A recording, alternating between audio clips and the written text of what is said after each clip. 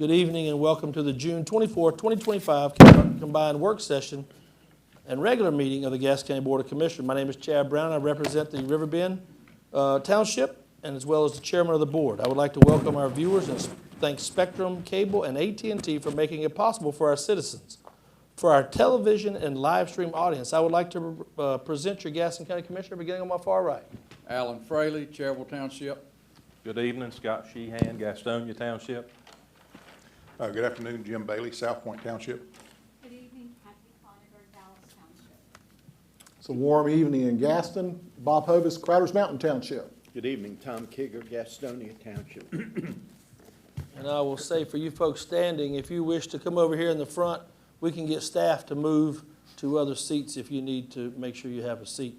It's going to be a long night, so hopefully everybody will buckle in and stay cool, but we'll try to do our best to have it. Right now, I will call for the invocation and Pledge of Allegiance. The invocation will be given by Commissioner Hovis, and the Pledge of Allegiance will be given by Commissioner Fraley. If you'll please stand. As we go into prayer tonight, I'd like to have a moment of silence for a wonderful service that was held this weekend for the county manager's celebration of life and loss of his wife. Gaston County was besieged by a plethora of individuals from Jacksboro, Tennessee, who came to be a part of that. And it only goes to show the testament of her family and what her family means in their community of just over 5,000 people. If you will, please let's have a moment of silence, and I'll lead us in prayer.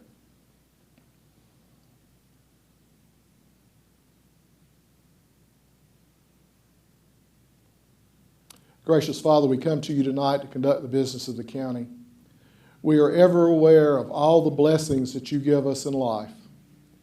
And we should all lead our lives so that when we're no longer here, individuals will understand that we have tried to be a part of the better good. That is what your Son showed us. That is what each of us should show others that we deal with every day. Father, respect and honor is a tribute to you, and it's one that we owe everyone. We come tonight to take care of the business of Gaston County. We ask for your knowledge, your inspiration, and your wisdom. And we ask that in Christ's name. Amen. Please join me in the pledge. I pledge allegiance to the flag of the United States of America and to the republic for which it stands, one nation, under God, indivisible, with liberty and justice for all.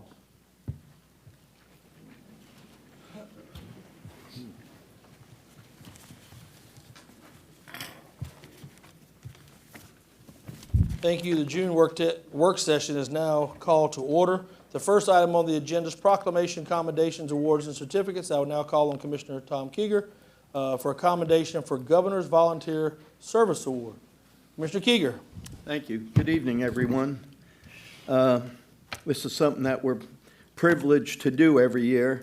And let me just get right to it. Andrea, Barbara, if you want to join us with your crowd.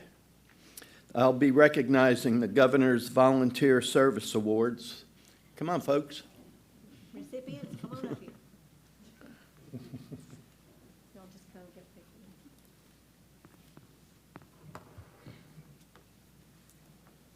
Everybody here? Somebody here? All right.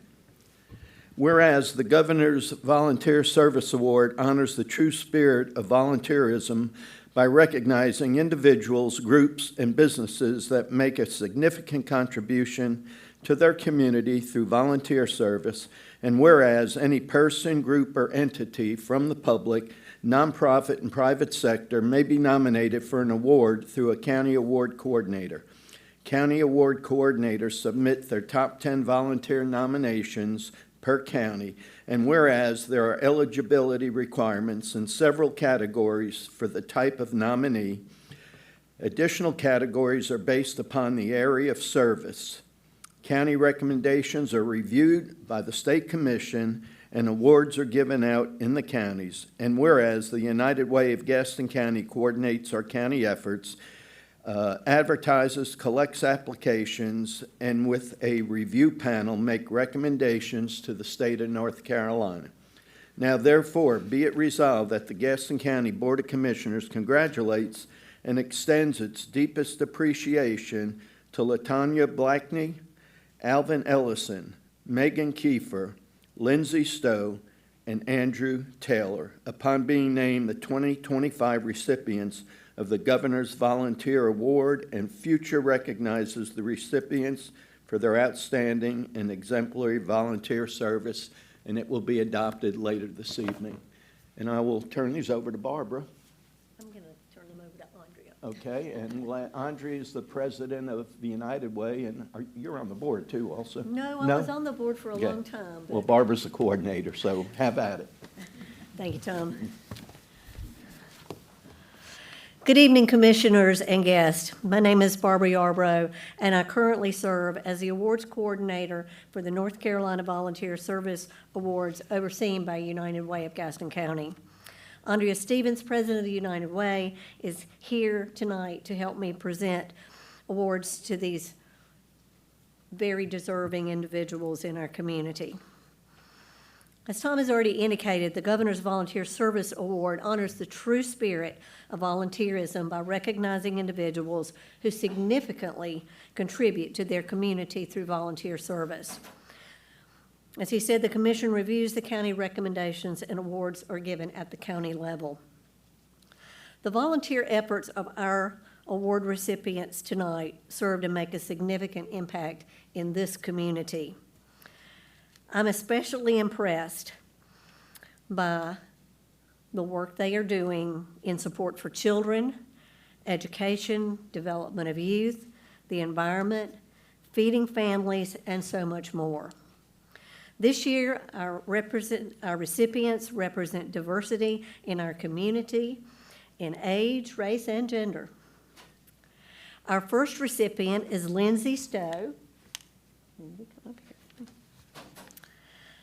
Lindsay has demonstrated an exceptional commitment to volunteerism as the PTO president at Page Primary School in Belmont.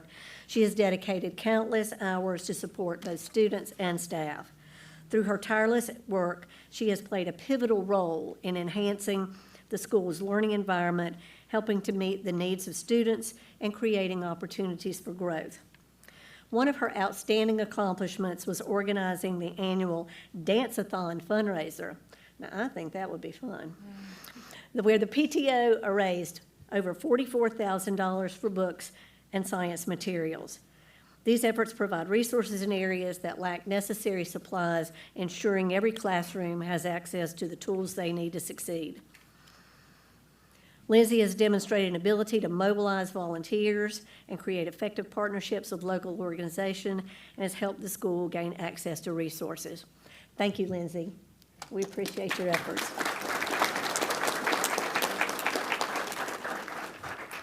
Our next recipient, LaTanya Blakeney, was nominated for her service to Girl Scouts Carolinas Peaks to Piedmont, where she has been a volunteer for the last 14 years with a troop at Mountain Island Charter School in Mount Holly. Her nomination says that during school recruitment, so many girls requested to be in her troop that after it was filled with 10 more girls, they had to start another sister troop with 15 more girls. I think that says a lot. LaTanya leads monthly meetings, field trips, events, cookie sales, and community service projects. Additionally, she is the service unit specialist, which involves mentoring other local county troop leaders. With her help, leader participation has doubled, and there's been a higher rate of retention. She serves as adult award specialist, ensuring that volunteers are recognized for their contributions. One of the activities that LaTanya helped organize was an event where the girls became engineers, creating their own houses that needed to withstand hurricane winds. And I think we all need that. She also organized a blood drive and camping. LaTanya is living out the Girl Scout promise to honor God, our country, and to help people at all times. Congratulations, LaTanya.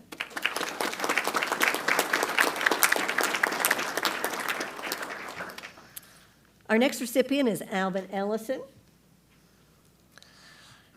Alvin's nominator, Kathy D'Angelo, describes Alvin Ellison as a force of nature in the world of volunteerism for the Catawba River Keeper, where they feel fortunate to have him. Alvin has been an unwavering advocate for clean water, representing engaging communities in conversations about the importance of protecting and restoring our shared waterways. Living alongside a creek plagued by flash flooding, erosion, and trash pollution, yes, it's in the city limits, Alvin quickly recognized that there weren't just environmental concerns, there were urgent problems, and he got personally involved, meeting with staff to understand the complexities of water policy, and soon realized that real lasting change was going to require legislative action. He became a relentless advocate, making calls, writing emails, pushing elected officials to acknowledge and address issues with the creek. You know he was either a nuisance or making an impact when the Riverkeeper policy manager was approached by a legislator in Raleigh who said, "Do you know a man named Alvin Ellison?" I guess he is making an impact. His efforts were noted and created momentum. He's become a leader in every sense, hosting advocacy projects, organizing cleanups and educational components for school groups, delivering disaster relief supplies, assisting with water sampling and data analysis. He even helped develop a more effective sampling device that once he perfected, he donated the system to the organization, ensuring that volunteers could continue this critical work more safely and efficiently. He's clearly an inspiration to other volunteers and staff. His passion has reshaped the way the Catawba Riverkeeper views its volunteer program year after year, demonstrating his love for the environment and the community. Thank you, Alvin.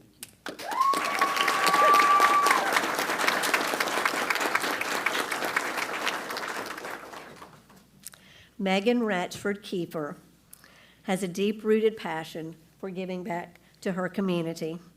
Megan is a Gaston County native who I have known since she was the age of her children sitting there on the front row. I knew Megan was involved in the community, but until we got this application, was not aware of her significant volunteer efforts with several organizations. Megan serves on the steering committee for the Community Foundation's Next Generation Giving Circle. I know that it can be hard to instill the importance of philanthropy in the next generation, but Lauren Vanacore, Community Engagement Manager at the Community Foundation, says that Megan is regularly reaching out to younger families in the community, encouraging them to step up and make a difference to improve the quality of life in Gaston County.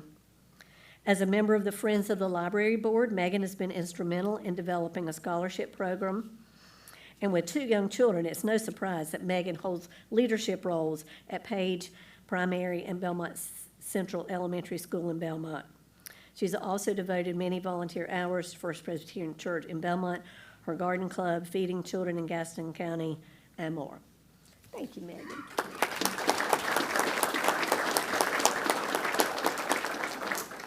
And last but not least, we have Andrew Taylor. It's so exciting for me when we can recognize an individual in the youth volunteer category, and let's just say Andrew Taylor is a youth volunteer superstar. Andrew is a recent graduate of Forest View High School, and he's going to the University of North Carolina at Chapel Hill, but I'm going to forgive him for that. The award nomination states that Andrew is a passionate volunteer, but also serves to inspire excellence in others. On Thursday mornings, he volunteers at Bountiful Blessings Food Pantry to help with the distribution of food to those in need. This effort became personal for him when one day he was working and saw one of his classmates in the line waiting to receive food for his family. Andrew has also been an accomplished swimmer, both in a high school and a year-round swim team. So when a medical condition limited his ability to compete, he changed his focus to teaching underprivileged children to swim. This effort became something that also touched him personally.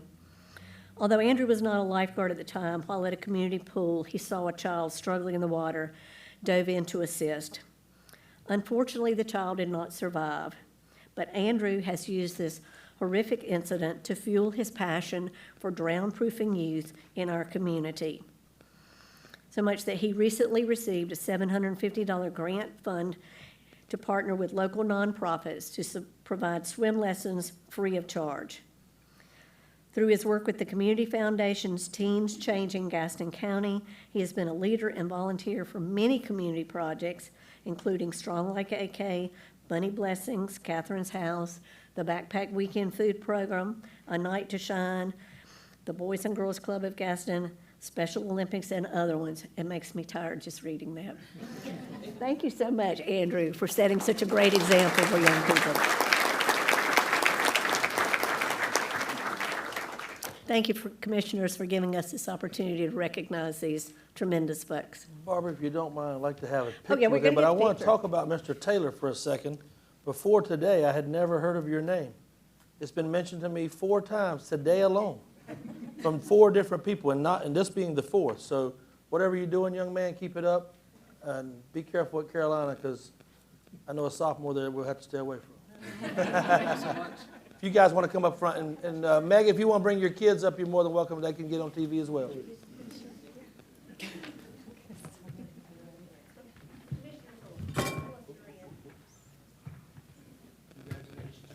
Glasses, I couldn't hardly read the thing.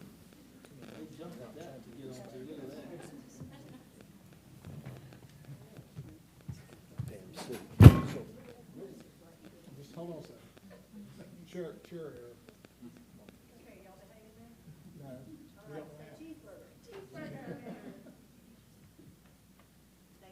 One behind you, Barbara. I'm sitting the one for the newspaper.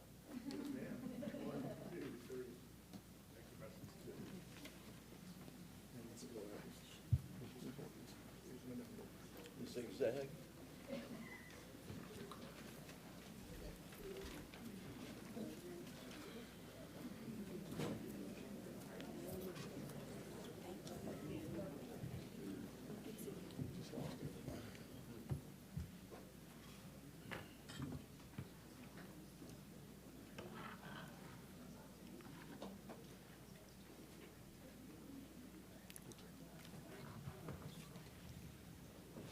The next item is Commissioner Cloninger will now proclaim the week of June 16th through the 24th, the Public Works Proclamation, proclaim the week of that for Waste Recycling Workers Week in Gaston County. Commissioner Cloninger. Yes, could Dan Ziem and Director of Public Works and his staff come present? Okay, thank you. You can come up here. Whereas the United States celebrates the week of June the 16th through the 24th, 2025 as Waste and Recycling Workers Week, and whereas according to the Center for Disease Control, the eradication of many diseases in the Western world is due in large part to higher public sanitation standards resulting from effective waste disposal, and whereas no collection of people, be the city, the county, state, or country, could efficiently run without sanitation workers. And whereas performing their jobs daily with excellence in all weather conditions keeps our local communities and the world at large safe and clean. Many people may not realize the enormous environmental impacts of recycling programs or how those local sanitation workers are positively impacting the world's environment. And whereas the men and women employed by the Gaston County Solid Waste and Recycling Division make significant contributions to the health, safety, and welfare of citizens, and whereas Gaston County values and celebrates all those employed in the sanitation industry that serve residents and local businesses. Now therefore be it resolved that the Gaston County Board of Commissioners hereby proclaim the week of June the 16th through the 24th, 2025, in Gaston County as Waste Recycling Workers Week, to be adopted the 24th day of June of 2025. Dan, would you like to make some comments? Yes, please. Here, Thank okay. you. Chairman Brown, Commissioner Cloninger, members of the Board of Commissioners, and the County Manager's Office. I'm here tonight with immense gratitude and pride, deeply honored to accept this proclamation of Solid Waste and Recycling Workers Week on behalf of the dedicated individuals who perform these vital services in our community. First and foremost, I would like to extend my heartfelt thanks to the Board of Commissioners for recognizing the indispensable contributions of our solid waste and recycling workers. This proclamation is a testament to the hard work, commitment, and resilience of the men and women who tirelessly serve our community, often behind the scenes. Our solid waste and recycling workers are the unsung heroes who ensure the cleanliness, safety, and sustainability of our county. Their work is physically demanding, and they often face adverse weather conditions, early morning hours, and the inherent risks associated with the handling of waste materials. Yet, they carry out their duties with unwavering dedication and a strong sense of responsibility. This week is a time to celebrate their efforts and to acknowledge the critical role they play in maintaining the health and well-being of our community. Their contributions go far beyond mere waste disposal. They are the stewards of our environment, champions of recycling, and key players in our efforts to build a more sustainable future. In closing, I would like to express my deepest appreciation to each and every waste and recycling worker. Their hard work does not go unnoticed. They are a backbone of our community, and their efforts to make a significant difference in our daily lives. This proclamation is a tribute to their perseverance, their dedication, and their unwavering commitment to serving Gaston County. Thank you once again to the Board of Commissioners and the Manager's Office for this honor. Let us continue to work together to support and celebrate our solid waste and recycling workers, not just this week, but every day. Thank you.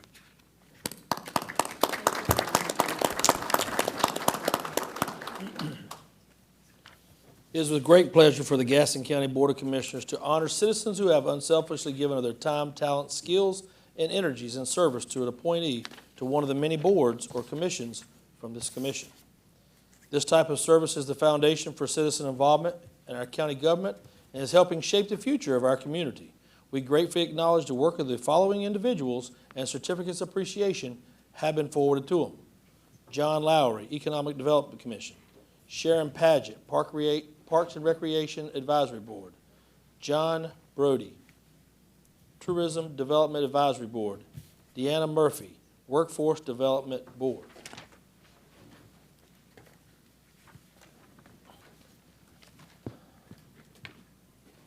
Next item on the agenda is citizens' recognition. A portion of the board's agenda is set aside for the purpose of allowing citizens opportunity to offer comments, suggestions. This comment period is not intended to require commissioner staff to answer any questions or provide a response. Questions requiring a response shall be answered as soon as possible through the county manager's office. Citizens' recognition tonight will be limited to 3 minutes. As I call your name, please step to the podium, state your name and address for the record, and the first citizen to speak is Woody Thomas.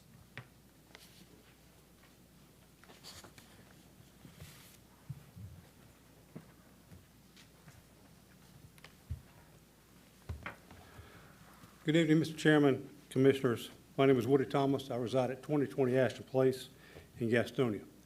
I've been a part of the fire service now for 47 years. I retired from Gastonia Fire as a battalion chief after serving 40 years.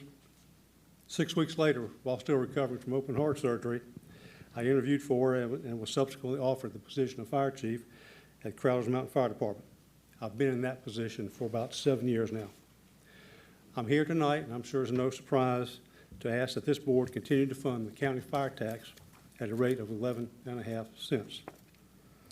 I stood here at this podium last year, and I spoke of 2 incidents at opposite ends of the county that resulted in houses lost, homes destroyed, and each could be attributed to a lack of staffing. That night, I heard from this commission, I've changed my mind, and it was echoed again. I too have changed my mind. And this board approved a fire tax rate of 11.5 cents. This year I stand here and I can tell you of 2 incidents with totally different outcomes. First, on April the 14th, my department, Crowders Mountain, we responded to what would be the biggest fire in department history at metal recycling on South York Road. A total of 30 agencies responded there. Law enforcement, EMS, and emergency management as well. Most every municipality in the county responded as well. 5 agencies from York County, 2 from Cleveland County, 1 from one from Lincoln County. All sent apparatus and manpower to assist. 13 departments from Gaston County responded from as far east as the Lucia River Bend Fire Department, as far west as the Hughes Pond Fire Department.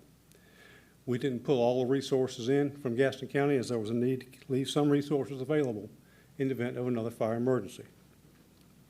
When subsequent calls for help were made from these Gaston County agencies, each responded immediately, no delay. They were able to do this because they were staffed that day. They were staffed because this board made a decision to provide the funding needed to put the manpower in place. This was your 11.5-cent fire tax doing what it was supposed to do. Second, of even greater significance, on December the 1st of 2024, the community fire department led by Chief Gary Jackson was dispatched to a trailer fire. The time was 8:17 at night. And this incident, most all of it is captured on video. I'd be glad to share with anybody who would like. Firefighters Jacob Rodriguez and Luke Jeffries responded. Captured on audio is the 911 dispatcher giving an update. It is a working fire, and you have 2 people trapped. The video then shows Community Engine 32 pulling up to a well-involved trailer fire.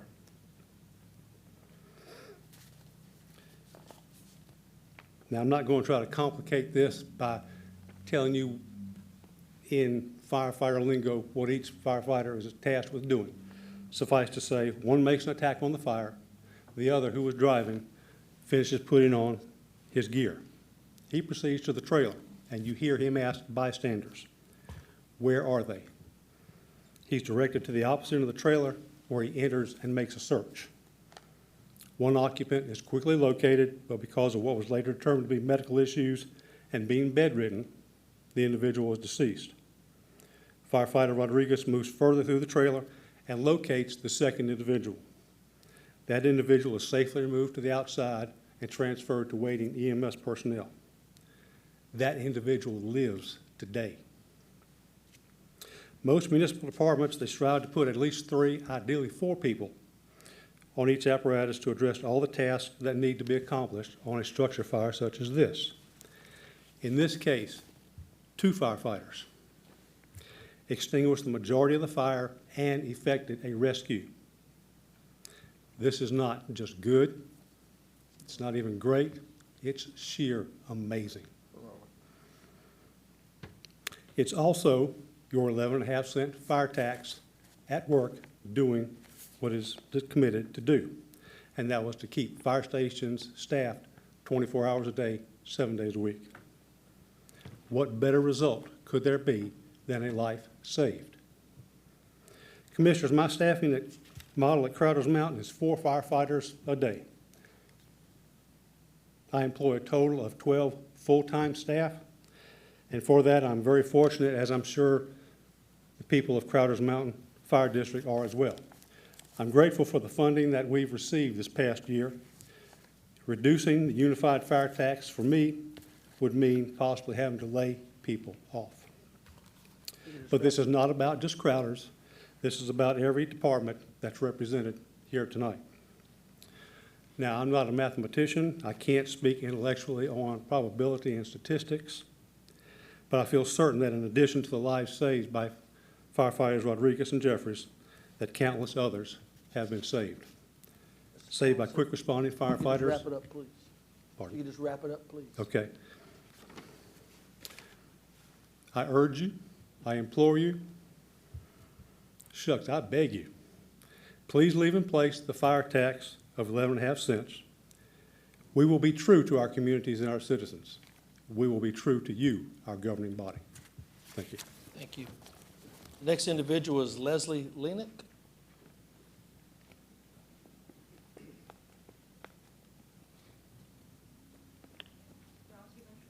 Motion to accept. Motion. Second. All in favor? Just give it to Give our this hand clerk. to the clerk, please.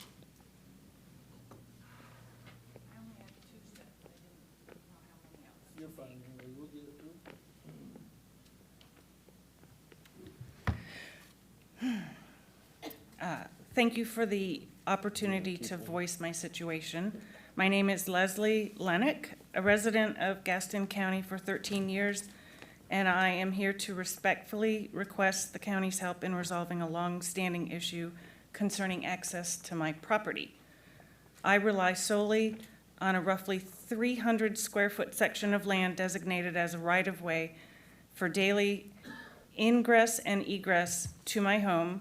My adjoining neighbors, by contrast, each have their own fully functional driveways and do not require this access point. The issue is that ownership of this strip of land is unclear. It is unclaimed. I have written confirmation from Brian Natwick, the CEO of Crescent Communities, the original builder, stating that they do not own it.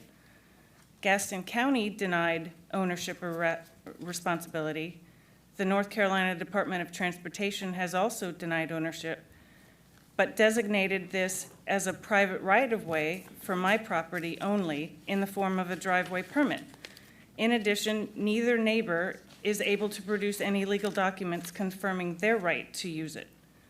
Yet, despite this, local law enforcement has informed me that they cannot enforce my exclusive use due to lack of formal title or jurisdiction. Real estate attorney Thomas Kakassi reviewed the matter and confirmed Plat Book 33 at page 60 appears to make clear that the roadway exists, but in no way indicates that it is public. There's no maintenance agreement. There's no shared designation. So Mr. Kakassi suggested that I contact my county commissioners for resolution. Over the years, I've invested over $15,000 of my personal funds to construct and maintain this access, grading, gravel, drainage, and repair, because it's my only route in and out. There's no maintenance agreement in place, no contribution from others, and no alternative access for my property. Worsening the situation, one neighbor, Greg Pillock, owner of Greg's Carpet and Tile, continues to block this right-of-way by parking multiple cars and boats along it, obstructing my access to my house. Greg also uses the large structure on his property to illegally warehouse his business supplies. He also illegally rents his house on the property to 3 different tenants with a total excess of more than 12 vehicles, work trucks, and trailers. This has created a constant flow of traffic, safety concerns, and a substantial daily hardship for me. Because of the sheer volume of traffic, map applications incorrectly display the driveway as a complete roadway. A great number of deliveries and visitors incorrectly attempt to access my property because of this confusion. Given that my neighbors already have separate functional driveways, I am requesting that this right-of-way be formally assigned to me for exclusive use and responsibility. This adjustment would not disadvantage or restrict any other party, but it would properly reflect intended usage, legal support, increase your tax revenue for the county, and my financial investment made over time. Another alternative is for Gaston County to provide reimbursement and maintenance going forward. Ms. Lennick, what I'm going to do, I'm going to refer you to Mr. Skiba in the back. Brian, if you raise your hand. If you'll see this gentleman, he will try to talk to you about some of these. He is over that for us. Obviously, we don't do roads in Gaston County, so he will try to help you out with that situation. Oh, Thank you. I read all that for Oh. nothing. Commissioner Cohoes? Just one question. Do you Okay. have your property ID number with you? It's Parcel on, ID? it's in the paperwork. Okay, It's well, there weren't on the enough copies. I'll get survey. it. I'll get it from the clerk. David, will you go Thank down you. and That's fine. is that who you're asking, Brian, David? David, if you'll go down with them and just take her out and then talk to her about that, and then we'll come back. And the Thank chief you. needs to get involved with that as well. I think it's Belmont, Chief, if I'm not mistaken. Is that where you, Belmont? Belmont. Yeah. But is it incorporated It's, looks like it's unincorporated. That's what I thought. So. The next person to speak, looks like doctor, but it's Larry Simons.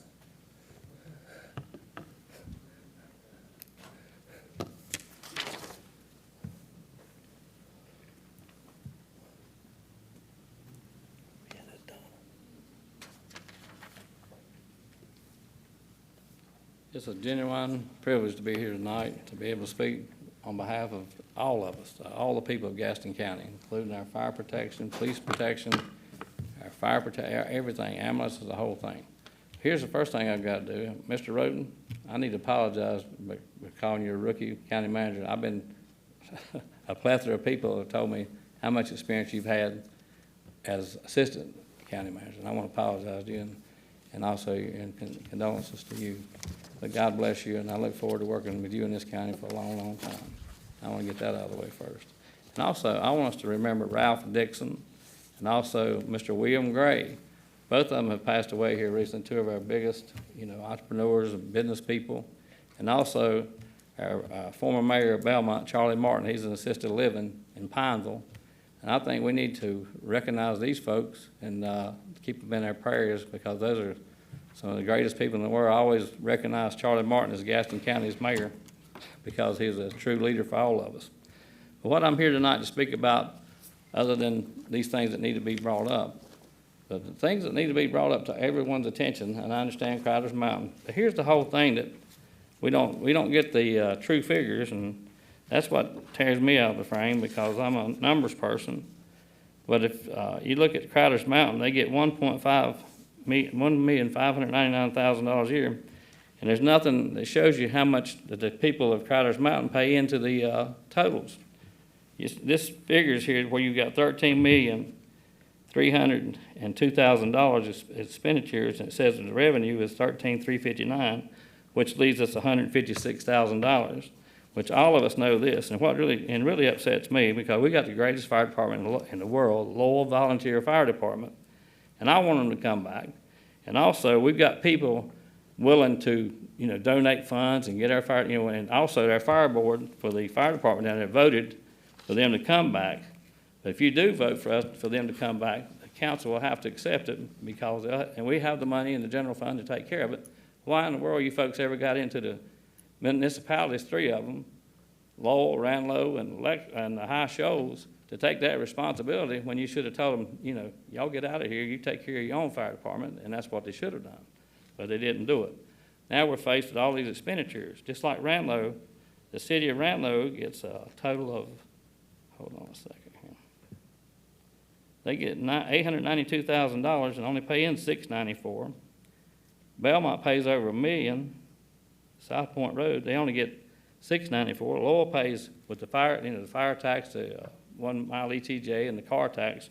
We're paying over $900,000 a year, and we only get $642,000.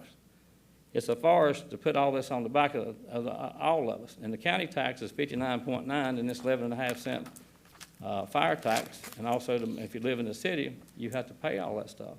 But we need to, whatever you do tonight, and I think y'all are going to bring it up tonight, and hopefully you'll give it back to Lowell, and Lowell will have to take the responsibility to take it back. And we have the money, we have the volunteers to donate money and go back to being a volunteer fire department with paid people working there and take care of them. They only give them $642,000, that's all you're giving them.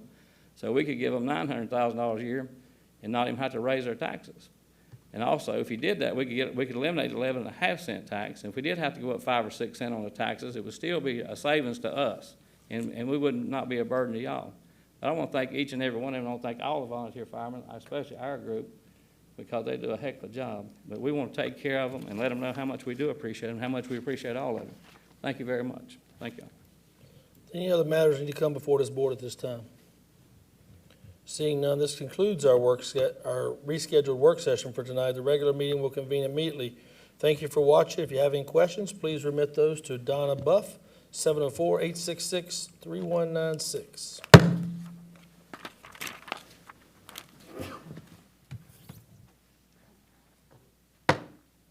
I will now call the meeting for the June regular meeting into order.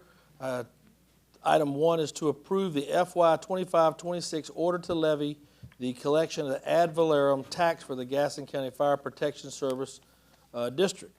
We will first take citizens' comments to allow any questions to go, and then we'll come to the board. Any citizens at this time wishing to come and speak about this, please come to the podium, state your name and address. The first citizen, I don't know where Adam went, but I would assume that was everybody who wanted to talk was before. Does anybody wish to talk on this matter at this time before it comes before the board?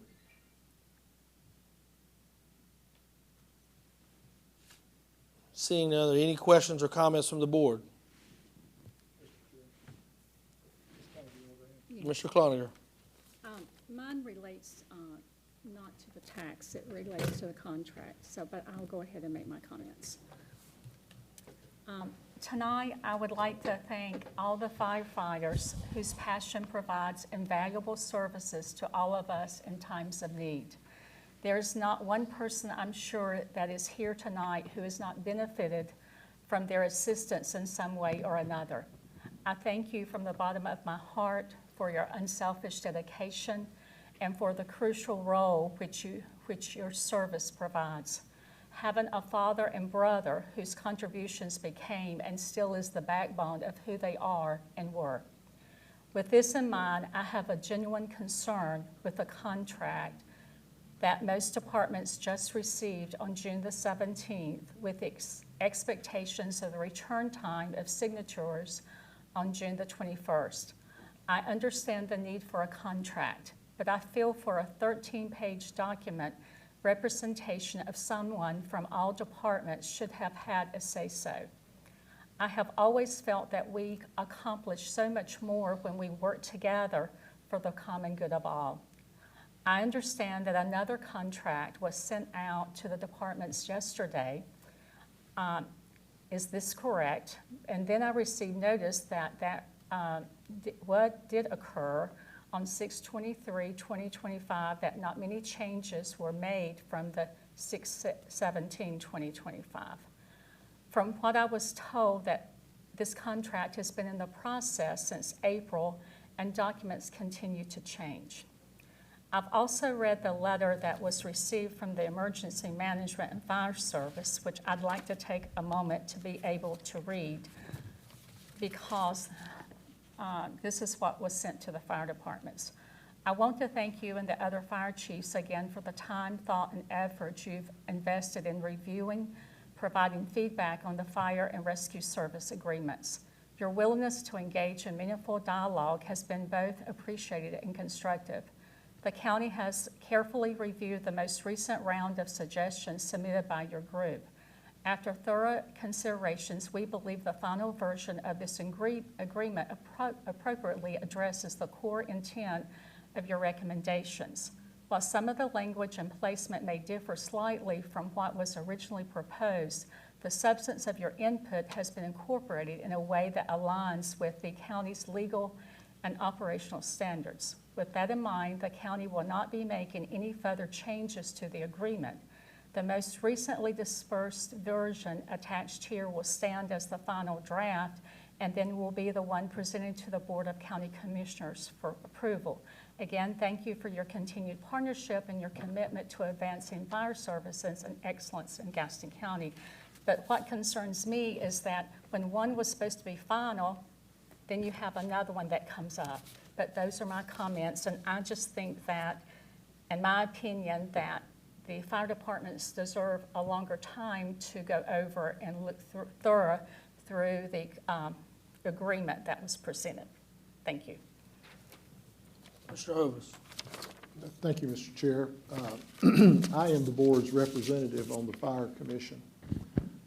I have been involved in the last 3 years in our restructure to the unified tax, and the Fire Commission has worked very diligently to try to find the strengths and weaknesses, what we have and where we are. Last year's budget approval of the 11.5 cent fire tax was predicated on a $2.7 million increase that would provide those permanent full-time positions within each of the volunteer fire departments in Gaston County. That was done recognizing that we're not like we were back in 1980 or 1990 or even 2000 in terms of the volunteer force that we have out there available. Prior to 2007, there were quite a few textile industries still resident in Gaston County. All the maintenance personnel in those facilities were trained firefighters and met all the certification at the time to do incipient firefighting. Most of them had at least a first responder level training for first aid. If a fire whistle went off anywhere in the county, municipalities, wherever, those gentlemen could leave their jobs. They continued to get paid. Their work expected them to go and serve their community. That's what those businesses did as service to this great county. That doesn't exist anymore. And that was a big core of the volunteer group that funded, that provided the manpower for fire service. During that time, in the municipalities, the Public Works Department in virtually every city, except Gastonia, which has a dedicated fire staff, made their folks available for the training. The cities paid for the training for them to do that so that they could meet that incipient fire crew and first responder process. What we are facing is not unique to Gaston County. What we've tried to do with the Fire Commission is to define a better process and a better system. Along with that, the county has put up resources to help the fire departments operate their financial side more like a business. That's the reason for a fixed format for budgets. And you guys worked really hard to try to adopt that. And this was your first budget year proposal under the new formatted chart of accounts. And we had some hiccups in that. And we don't have a dedicated staff person to flow through the budget application, to go through those and make sure everybody's got A, B, C, and D aligned. That protracted some of the budget presentation and left it a lot up to the Fire Commission, including our chair and others on the Fire Commission who spent hundreds of hours going through that and coming up with the plan. The Fire Commission was received from the volunteer fire departments request totaling over $15.7 million of funding for this calendar year. We, the Fire Commission, recognized to get the county to move to 11.5 cents was a big lift. We were cognizant of that. We knew that. We've had some growth in terms of our property tax, so there's a little growth in there from prior year, but not enough to cover 15.7. And we were expressing to all the VFDs that we needed to be as flat as possible, try to stay as close to that funding level that 11.5 cents met. In doing that, the Fire Commission put forth this budget, and if you have a copy, I'm sorry that the individual requests aren't listed. They should have been, because that's part of the public record of where we started from and where we are today.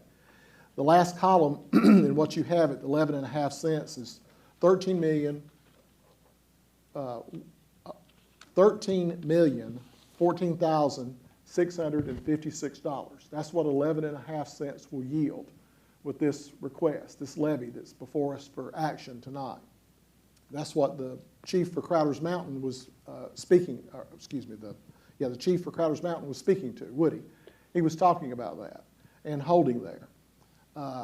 That's what we pared down from 15.7, the Fire Commission. I'm just one member. I'm the commissioner representative on that entity. I cannot tell you the number of hours that we spent. In the last 6 meetings, each of them lasted 4.5, 5 hours, not counting the time outside of those meetings that individuals spend their personal time.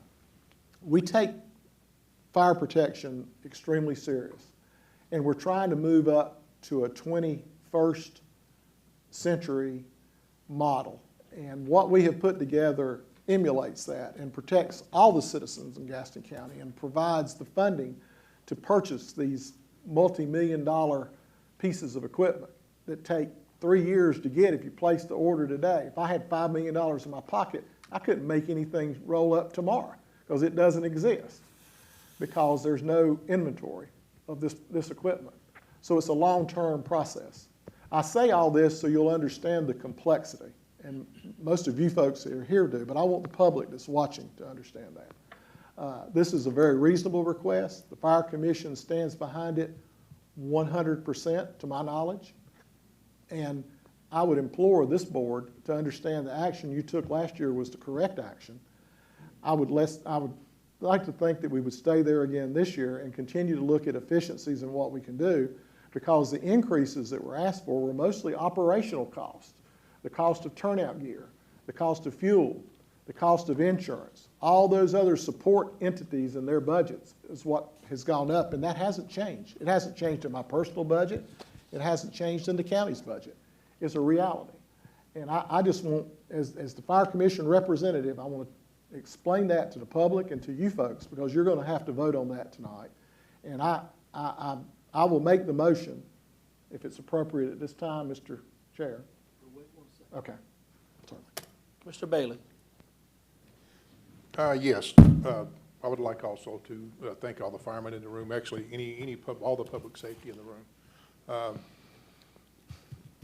When I came into office, it's one of the things I was asked to do was to try to lower the taxes for people in Gaston County. And we asked the county manager to try to cut where we could cut anywhere we could. And Matt and his staff done a wonderful job. We had groups of directors come forward and actually cut their budgets before we even started looking at them. Some of the presentations that they gave when the directors met with us already had cuts in their budgets. And so that made it easy for us. When it comes to this, you know, it's one of those things to where, you know, we have to look at what's best for the county. And I agree that fire services is extremely important. But we're also having to look at our tax base. I get called weekly, daily, on sometimes, about our property taxes. I've had people contact me and say that if property taxes or fire taxes aren't reduced, they're going to have to sell their homes and move. That's not going to help anybody. Looking at, you know, the tax rate at this time, could we shave some off of it? Yeah, I think we could without hurting anything. But that's my opinion. We have a board. But I want to ring true to the people of Gaston County with, me personally, and I hope other people at the board, our job is to try to reduce taxes as much as we can without hurting anybody.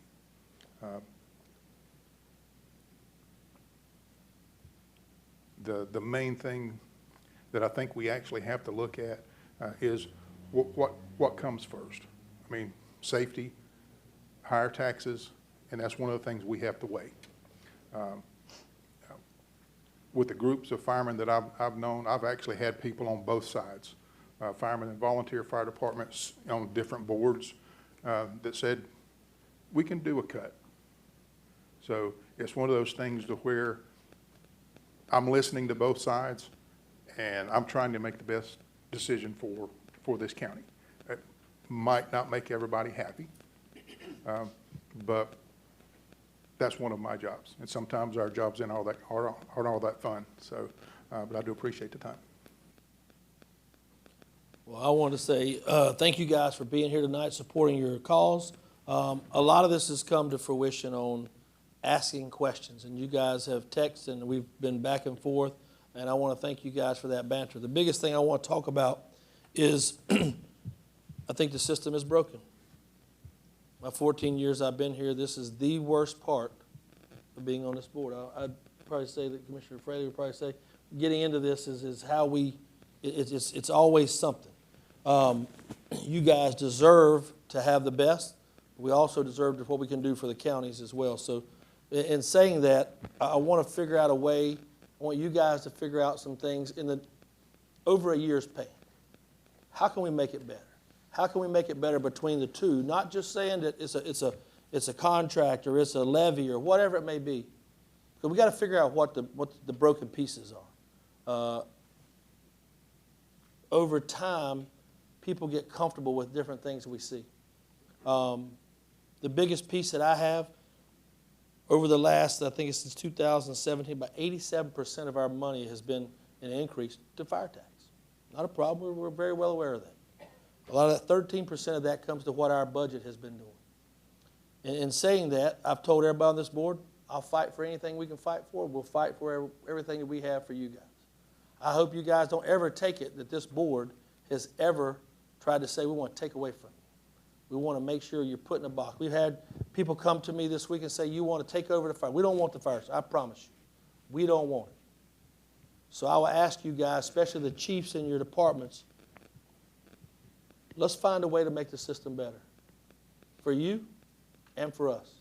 Because I promise you, if you've been on this board long enough, it's not a fun place to be when it comes to this because somebody doesn't get equal representation, if I may say that right. It's not necessarily that you guys don't, that we don't, but every time it comes to something. And it's always a give and take, and we shouldn't have to be that way. We should be able to figure out how we can do it the best for what's happening. We've also had the same conversation, just so you guys know, with the municipalities just last Tuesday on how they've expanded as well.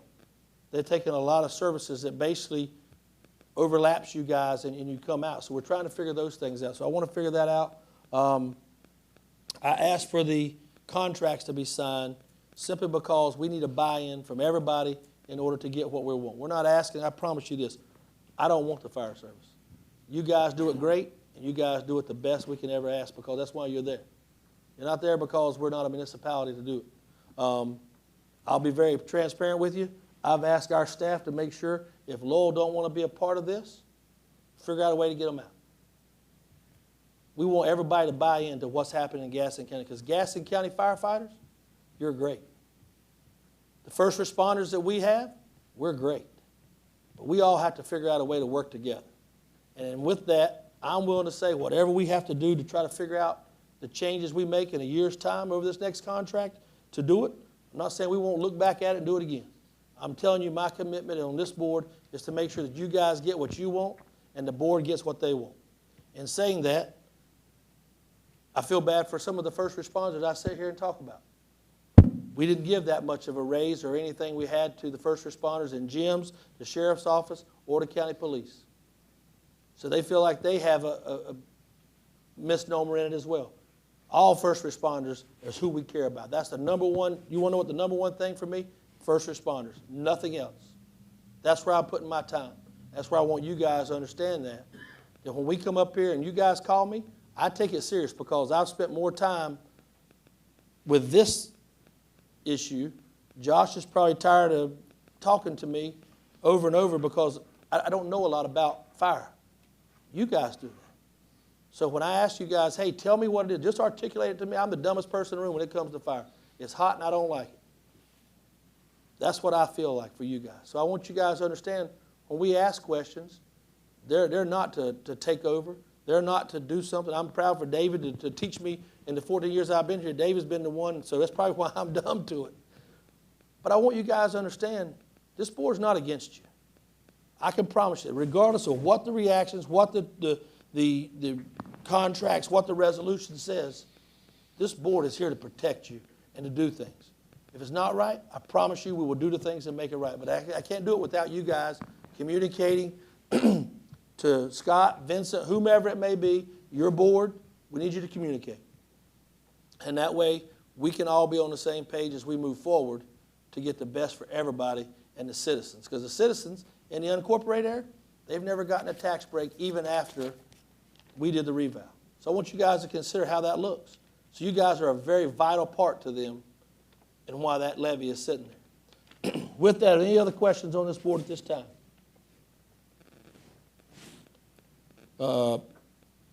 With that, do I have to close the public hearing to get into this, David? No, we're not, okay. Commissioner Hovis, you want to read or you want to go ahead and put it in? Commissioner Hovis makes the motion to the resolution to approve the 25-26 order of the levy of the Clax ad valorem tax to the Gaston County Fire Protection Service as a rate of 11.5 cents. That's correct. Set to the FY 25-26 rates of Long Shoals and South Gastonia fire protections to 0. In that resolution, the agenda is set for 11.5, and it may be amended, and David has that language in case we need that in any point of this. So I will take Commissioner Hovis's motion to set the fire tax rate at 11.5 cents, levied from 11.5 cents per $100 tax assessed value of property The motion made by Commissioner Hovis, seconded by Commissioner Krieger. Is there any discussion? All in favor? All opposed? Motion carries to 11-5. Donna didn't get the, Scott and Jim. So is that the only one I have? Tom, Bob, myself, Kathy, and Alan.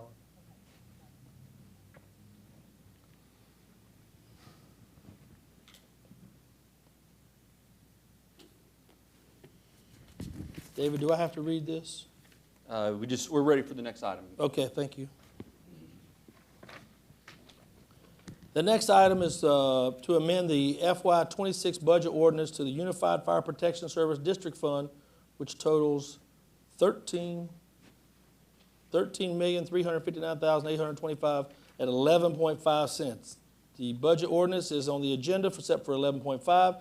If the board adopts it, and David, we already done that, so a motion to adopt. Well, I thought, That's only offensive amendment, I'm sorry. I'm a I little, apologize on my pages. I'm a little confused. We voted on- We're back to the county budget amendment, correct? Not the fire tax levy. right. Because item two. you were reading fire tax levy numbers, so I think you crossed. The it. first one we wrote was the original for the ad valorem, which was the 11.5. It's fire tax, That's the one we voted on for you and Commissioner Krieger, it was 5-2. right? And now we're on item 2, which is the amendment to the county budget, which is the 59 point whatever. It's not in the script, So but I'll make it happen, David.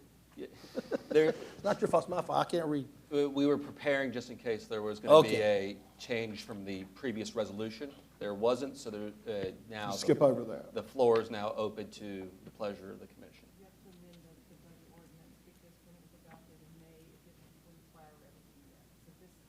Okay, we have a budget, we also have a budget ordinance revision as well. Can we not do them both during that same revision?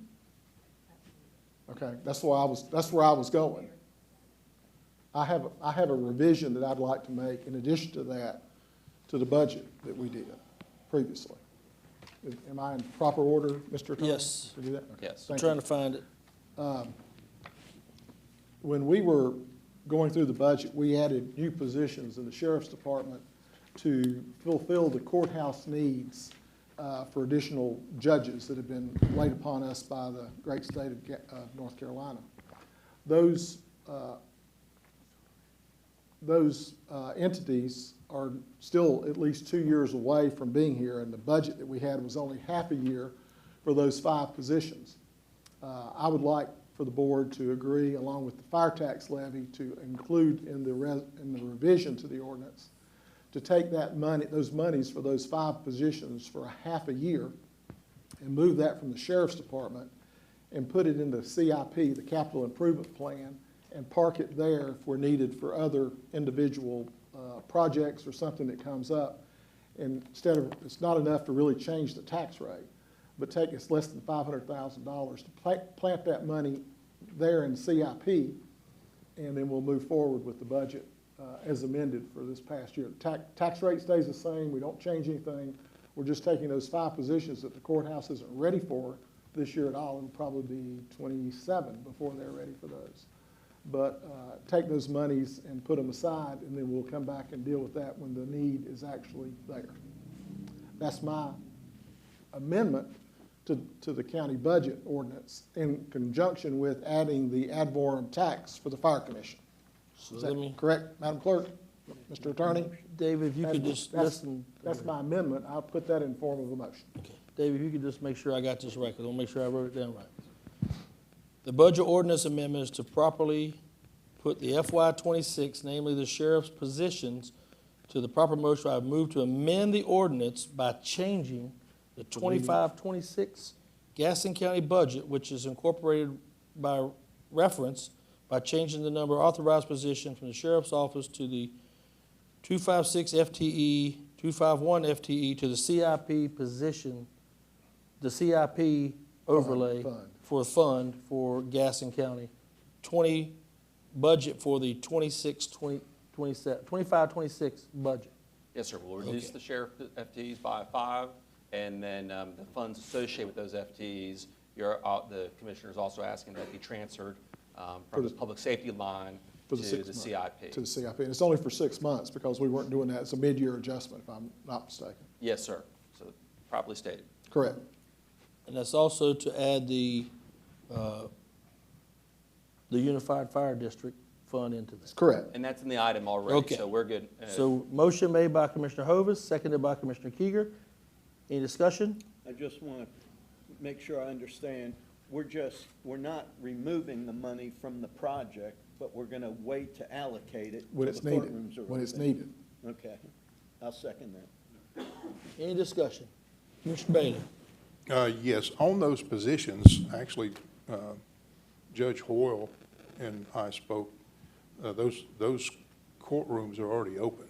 She had to open new courtrooms, and they're having to pull people from the road and from the jail to keep those courtrooms open.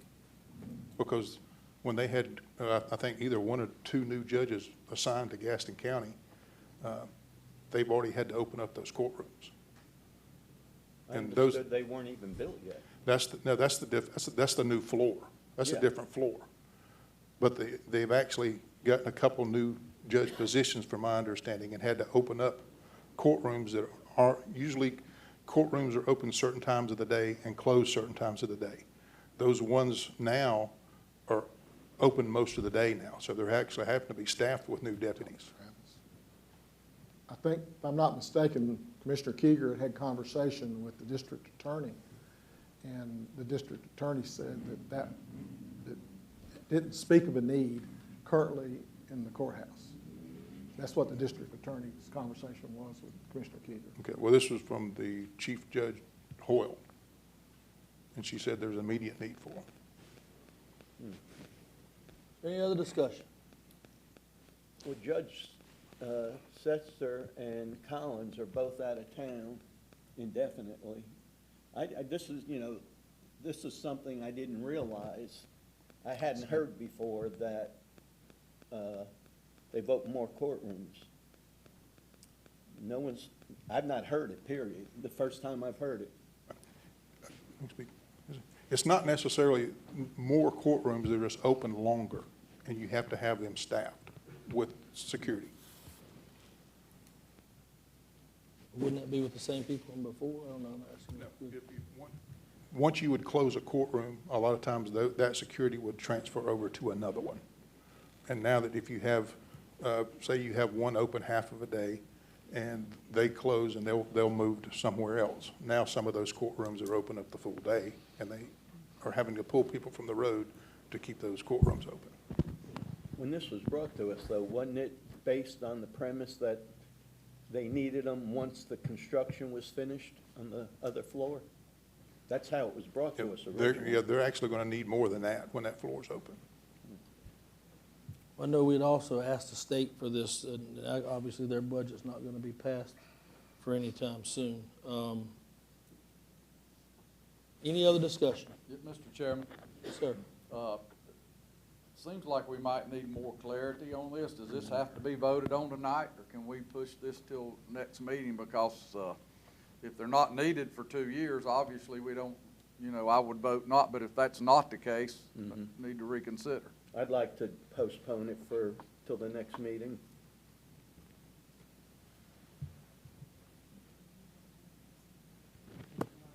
I'll be happy to withdraw, hearing the consensus of the board, I'll be happy to withdraw my motion for that action, but we need a written report of the current utilization and the current staffing being used, and how, an analysis of how it's short. I think that would be prudent, because we're supposed to be looking after taxpayer money, and we're supposed to be looking after the tax rate. So we can't say it one day and not do it the other. So we need that detailed information of how that's used, and how the new positions would be used, and how that would utilize, and what the input would be in the courtroom time. So with that being said, I have no problem removing my motion as long as we get that detailed information.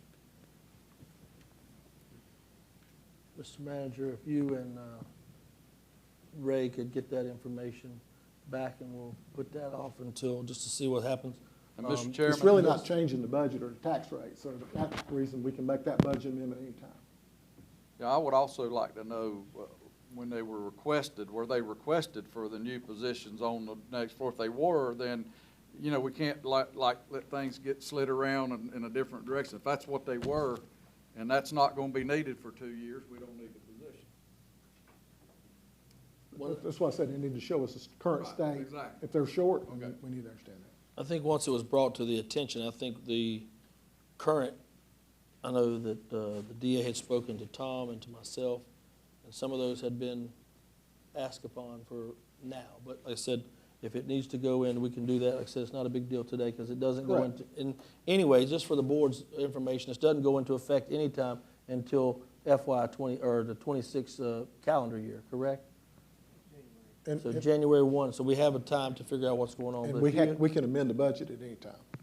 The So board there has may that. not be a consensus, there may be 4 that wanna vote on it tonight. I mean, you know, you might wanna take a consensus.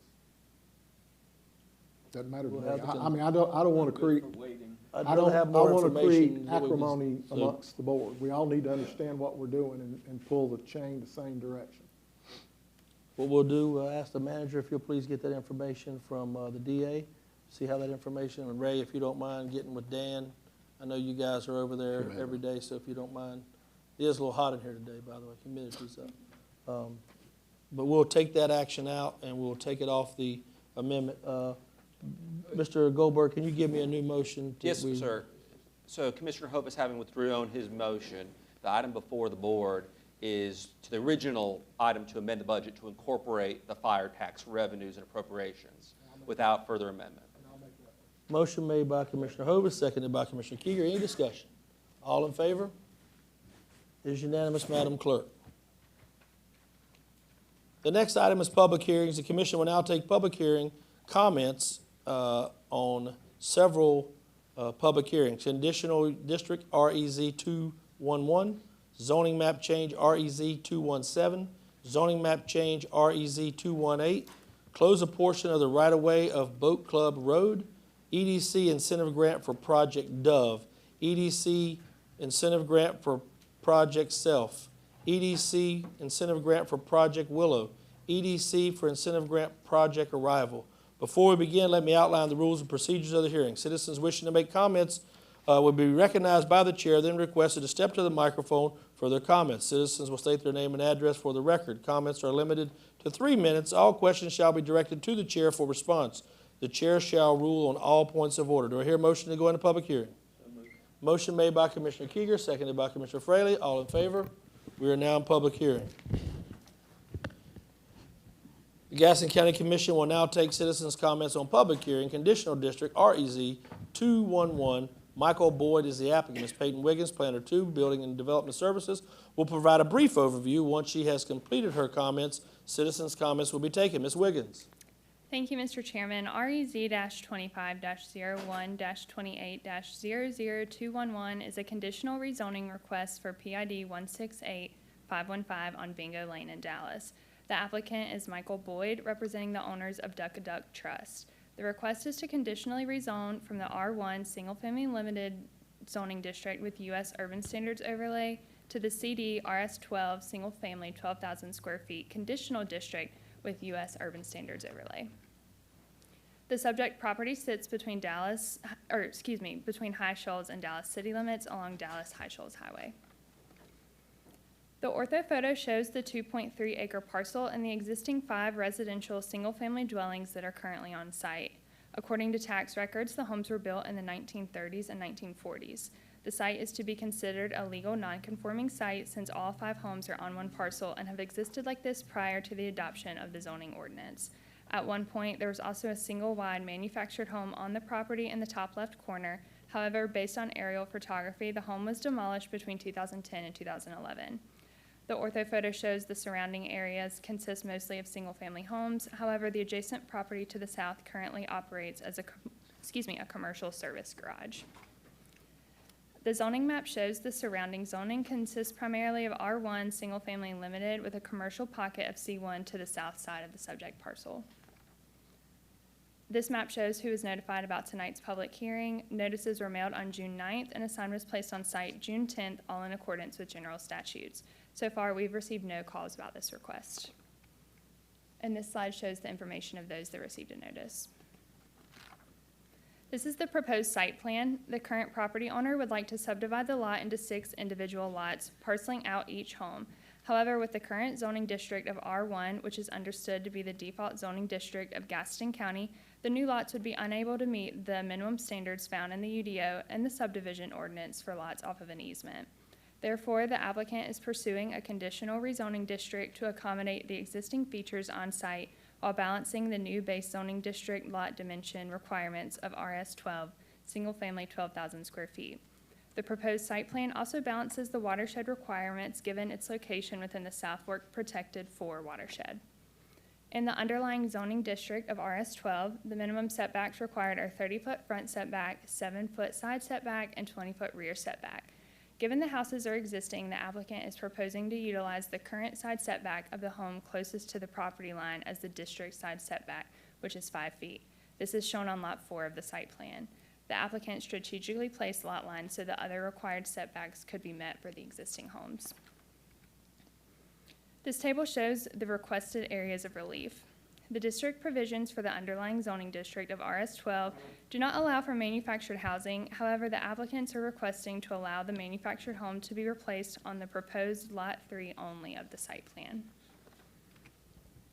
Other areas of relief include the district side setback. The applicants are using the existing features, so based off of these conditions, they're asking for relief from the required 8-foot side setback to allow for a 5-foot setback instead. The last requested area of relief is the lot size off of an easement. Lots 2, 3, 4, and 5 are accessed off of Bingo Lane, a private easement. The ordinance would typically require a minimum of 3 acres per lot for those accessed by a private easement.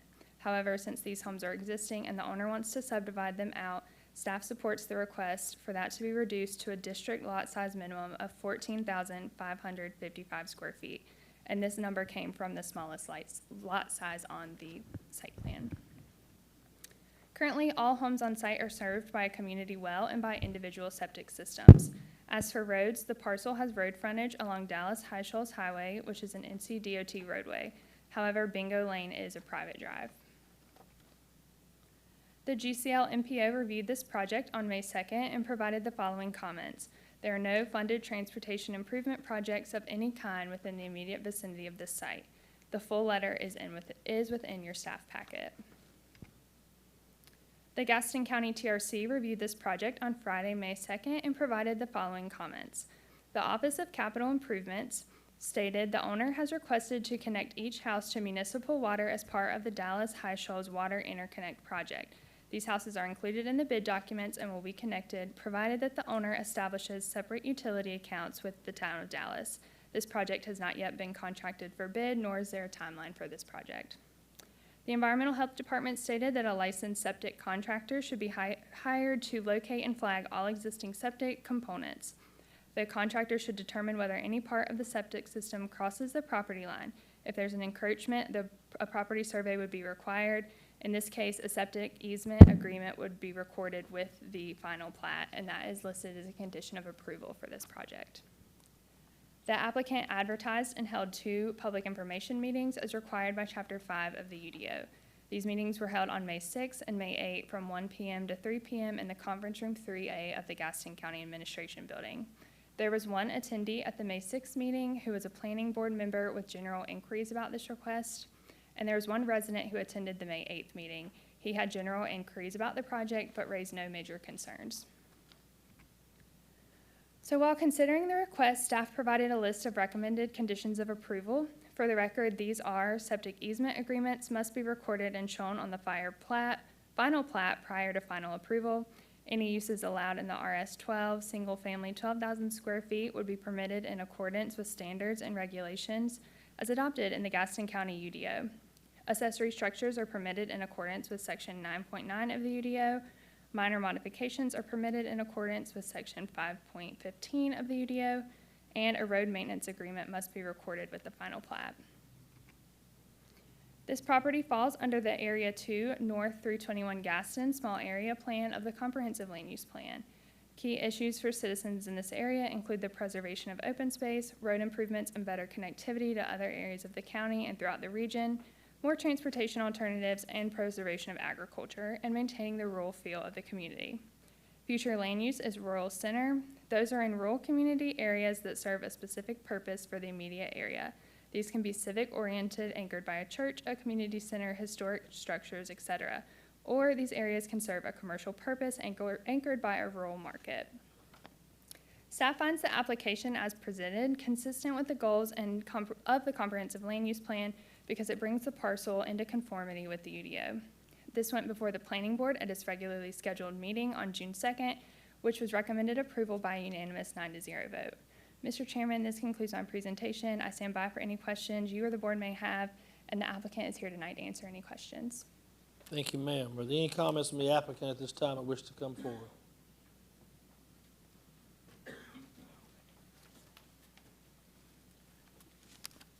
Good evening.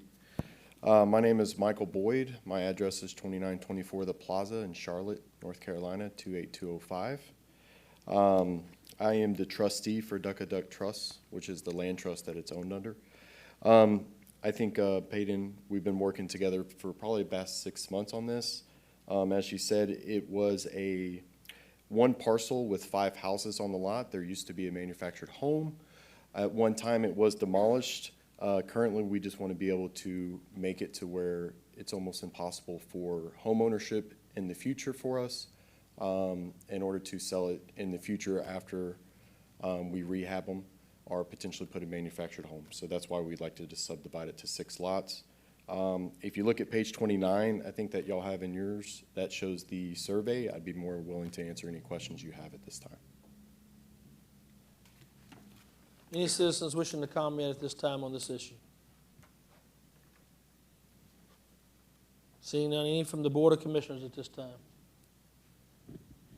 I just have one, and maybe Peyton or you, the applicant, can, we're 5 feet on the one back off of Columbia Lane. Yes. Is that coming, I know Bingo comes in off of Dallas High Shoals, and it looks like it stops. Is their driveway gonna come off of Columbia, or is it gonna be considered Bingo and coming in?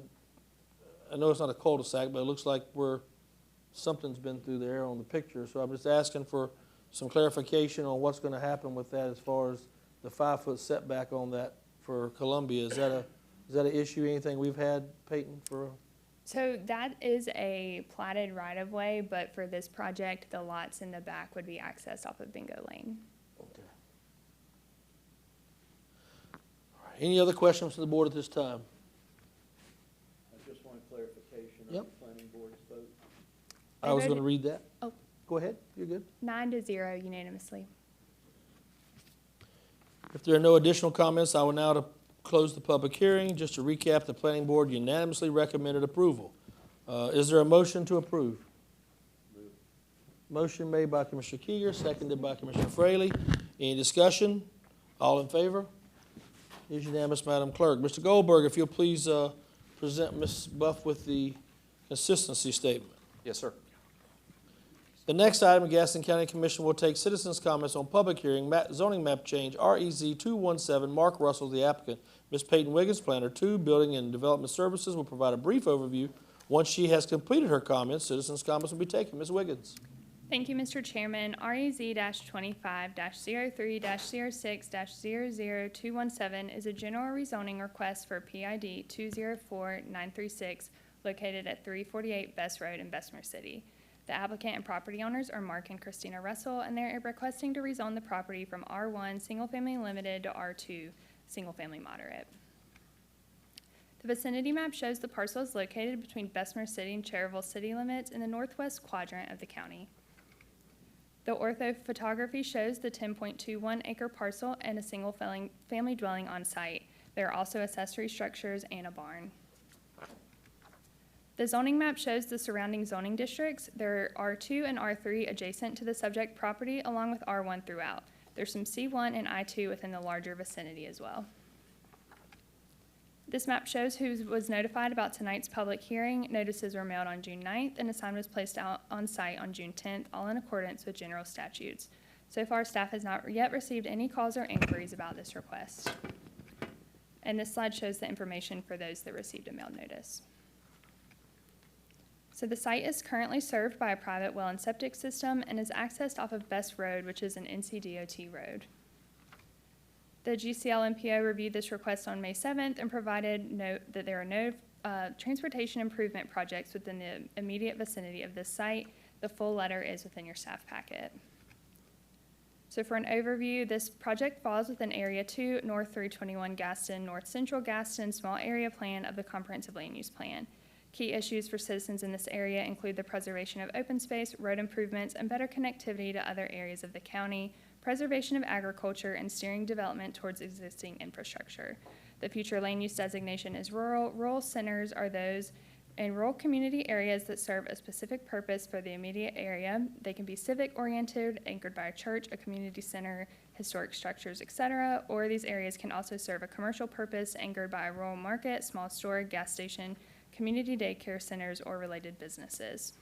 Staff finds the application as presented is consistent with the goals and future land use designation found within the Comprehensive Land Use Plan. The Planning Board heard this request at its June 2nd regular meeting and recommended approval by a 9-0 vote. Mr. Chairman, this concludes my presentation. Thank you, ma'am. Any comments from the applicant at this time wish to speak?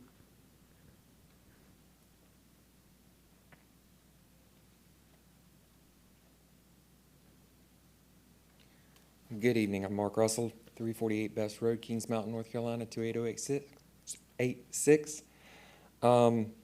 We are essentially asking to put a second dwelling on this. We can't subdivide this because of the farm issue that we have, and we're going to keep this residential. And we are mindful of the Gaston County Park that is behind us. It is all going to be residential. Thank you. Any citizens wishing to comment on this issue at this time? Seeing none, any comments from the Board of Commissioners? Seeing none, I will now declare the public hearing closed. Just to recap, the Planning Board has unanimously recommended approval. Is there a motion to approve? Motion made by Commissioner Fraley, seconded by Commissioner Sheehan. Any discussion? All in favor? It is unanimous, Madam Clerk. Mr. Goldberg, if you'll please get the consistency statement to Ms. Buff. Yes, sir. Gaston County will now take citizens' comments on public hearing zoning map change REZ 218, Fred Seeley applicant. Ms. Peyton Wiggins, Planner 2, Building and Development Services, will provide a brief overview. Once she has completed her comments, citizens' comments will be taken. Ms. Wiggins. Thank you, Mr. Chairman. REZ-25-03-00218 is a general rezoning request for PID 135660 or 340 White Jenkins Road in Bessemer City. The applicants and property owners are Fred and Laura Seeley, and they are requesting to rezone from the R1 Single Family Limited with U.S. Urban Standards Overlay to the C3 General Commercial Zoning District with U.S. Urban Standards Overlay. The property sits just outside of Bessemer City and Gastonia city limits along White Jenkins Road. The subject property is located along White Jenkins Road in Bessemer, just outside an established industrial area. The 0.49 acre site currently contains an office or garage structure that's been in existence since 1991 and is currently operating as a contractor's office and operations center. The structure is considered a legal nonconforming under the current zoning classification of R1 Single Family Limited. The proposed rezoning to C3 General Commercial would bring the property more into compliance with the UDO by allowing the current use as well as a broader range of commercial activities subject to all applicable development standards. With all general rezonings, if approved, any uses allowed in the C3 General Commercial Zoning District would be permitted in accordance with standards and regulations as adopted in the UDO. The zoning map shows a variety of districts within the vicinity of the subject property. There's I2, I3, C3, as well as some R1 and RS12. This map shows who was notified about tonight's public hearing. Notices were mailed on June 9th, and a sign was placed on site on June 10th, all in accordance with general statutes. So far, planning staff has not received any calls about this request. And this shows those who received a notice's information. The site is currently served by a private well and septic system and is accessed off of White Jenkins Road, which is an NCDOT road. The GCL MPO reviewed this request on May 27th and provided the following comments: no transportation improvement projects within the immediate vicinity of this site, and the full letter is in your packet. So this property falls within Area 5, scenic Gaston, Southwest Gaston area of the Comprehensive Land Use Plan. Key issues for citizens in this area include the preservation of open space, road improvements, and better connectivity to other areas of the county, preservation of existing conditions while allowing low to moderate growth, and repurpose of vacant buildings and facilities for new economic opportunities. The future land use designation is rural. Rural areas are those areas characterized by green rolling hills and plenty of open space, along with farmstead-style housing as well as agribusiness. This designation exemplifies Gaston County and the existing natural resources that exist throughout the jurisdiction. Staff finds the application as presented consistent with the goals and future land use designation found within the Comprehensive Land Use Plan. The Planning Board heard this request at its June 2nd meeting and recommended approval by a 9-0 vote. Mr. Chairman, this concludes my presentation. Thank you, ma'am. Are there any citizens wishing to comment on this application at this time?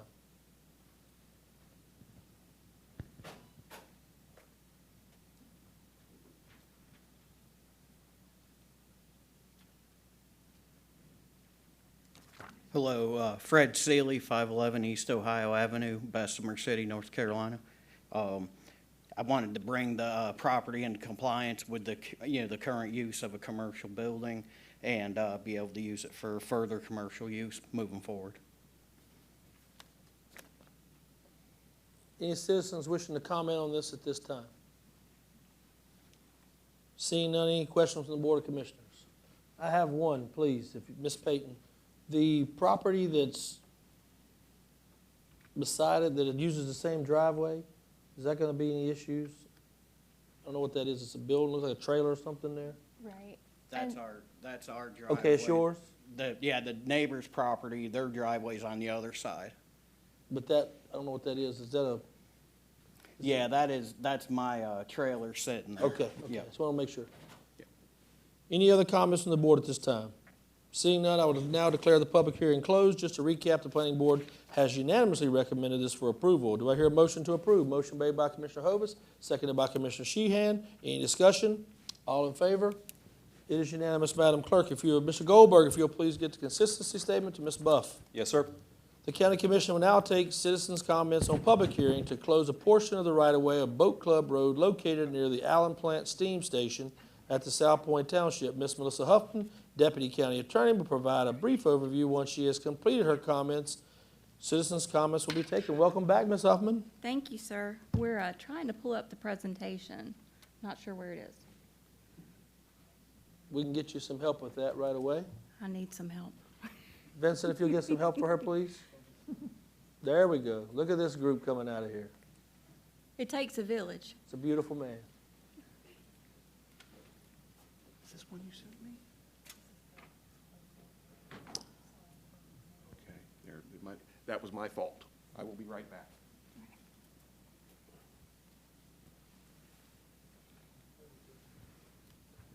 Yes, actually, that's copyrighted. You can't do it.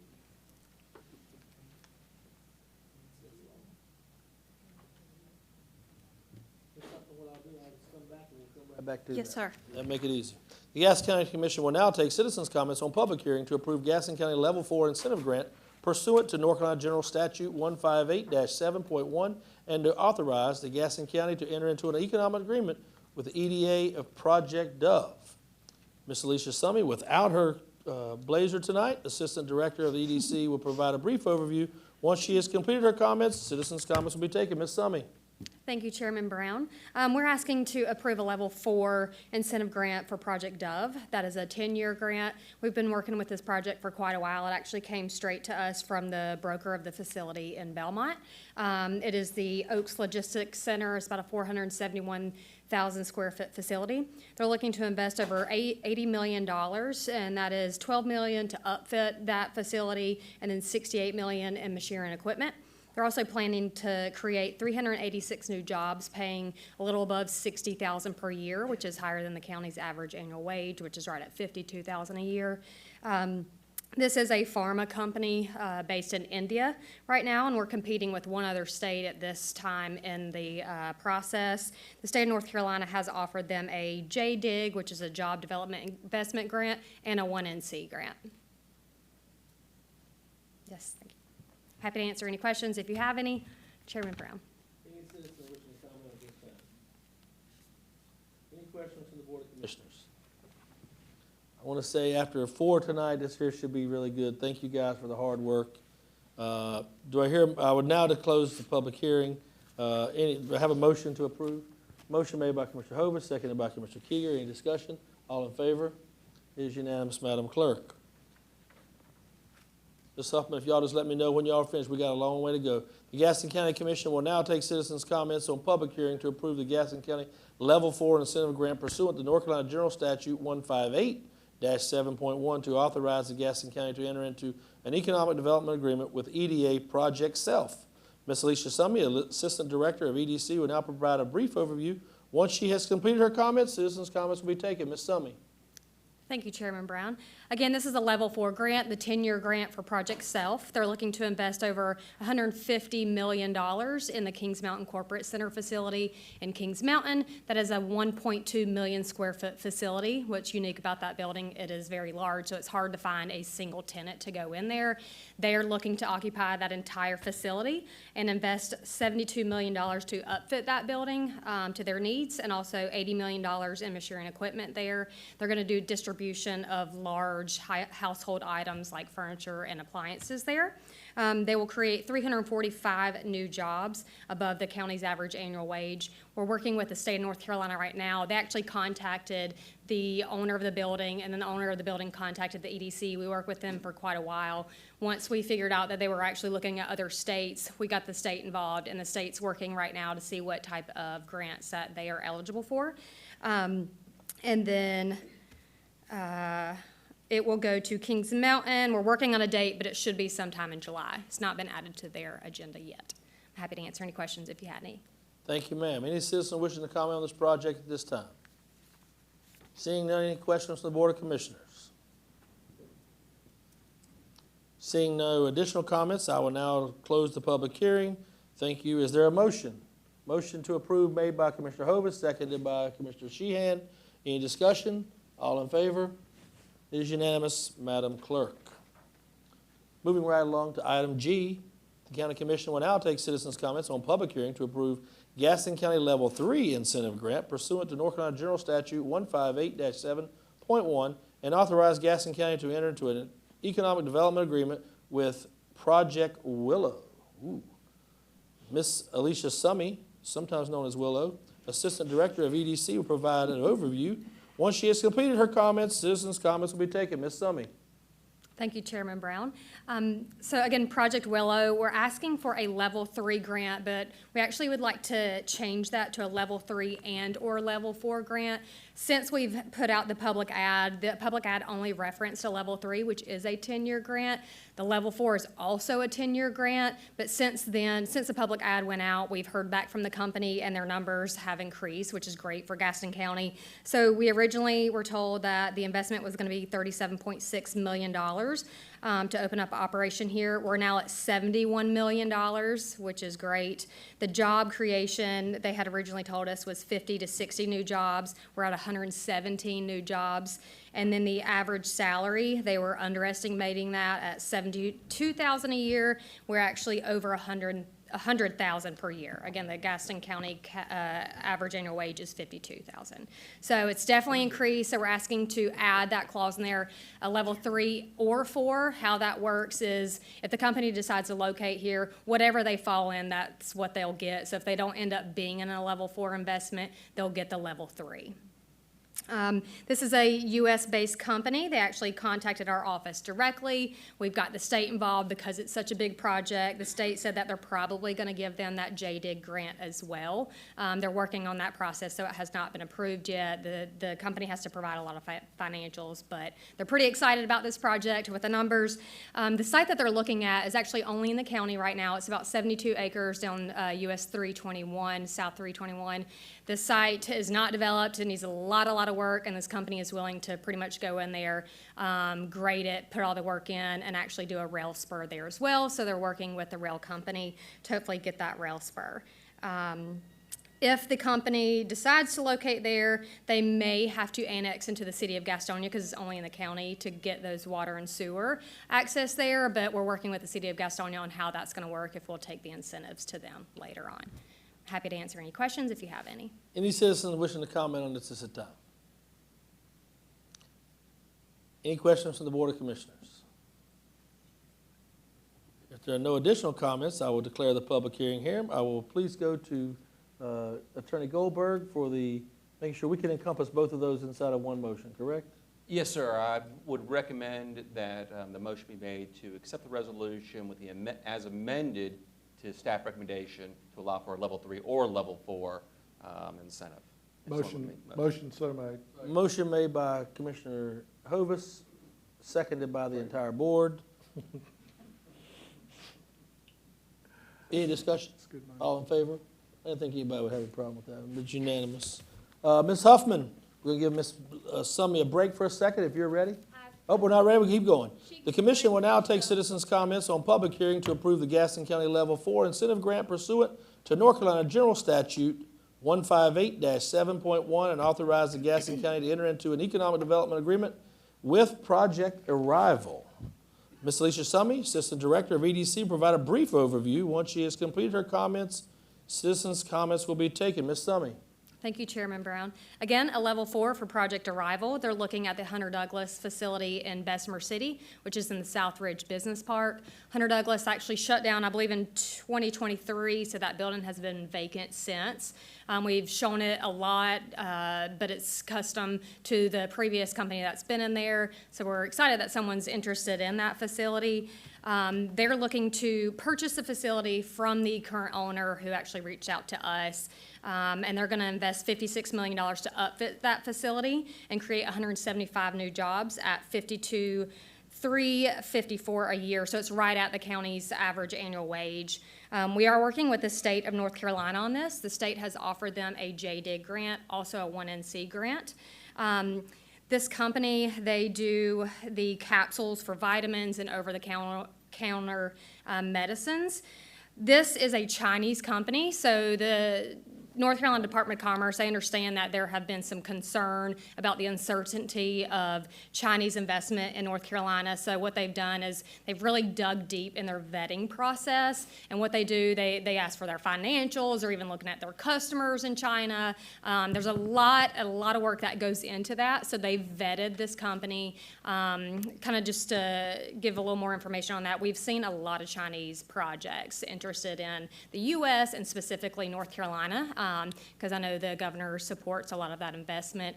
Last year, we saw quite a bit of visits from North Carolina, and during that whole vetting process, they're very, very open with Gaston County. We actually had one project that had visited, I think once or twice.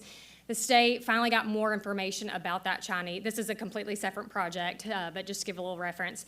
They found some information that was a little weary in China. They called us and said, I'm not sure how you feel about that, so we pulled out of it.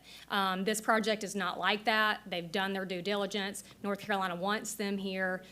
Again, they're providing those incentives at the state level. So again, we're coming to you asking for a level 4 grant for this Chinese company. It will go before Bessemer City Council in July. It's already on their agenda as well. Happy to answer any other questions if you have any. I'm going to take a chairman's privilege. I'm going to take a 5-minute recess.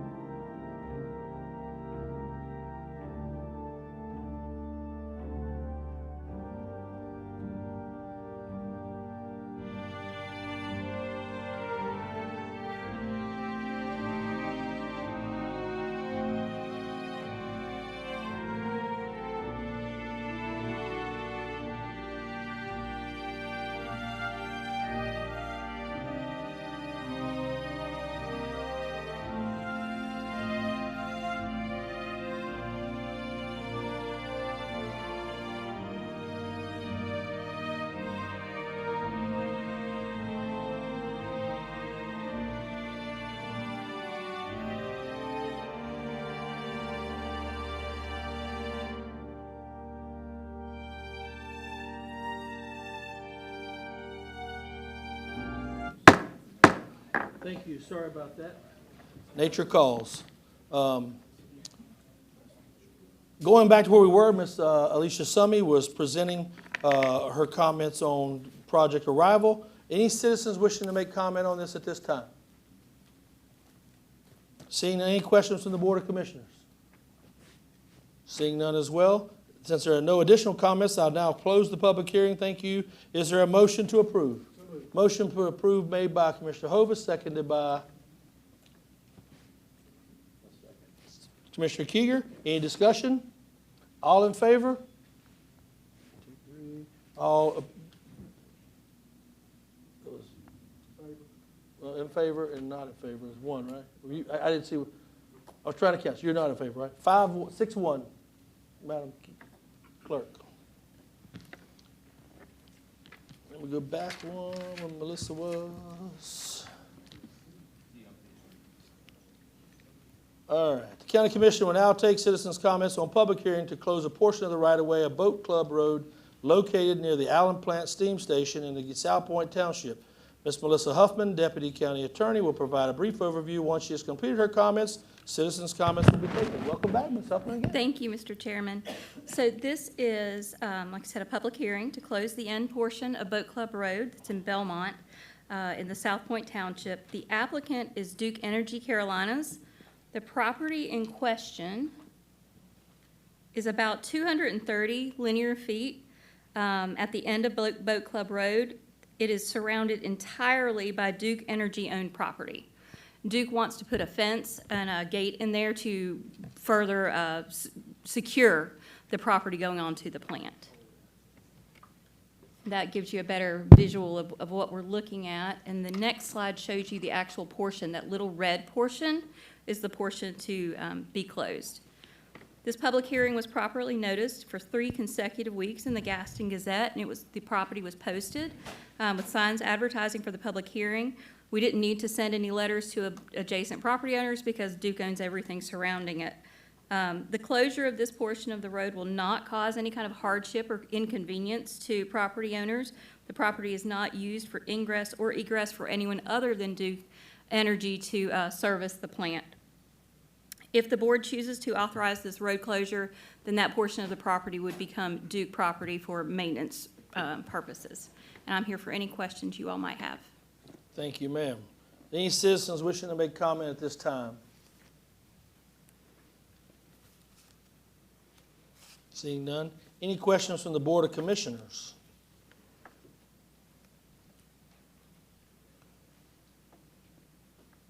Seeing none, I will now declare the public hearing closed. Is there a motion to approve this motion made by Commissioner Hovis, seconded by Commissioner Kieger? Any discussion?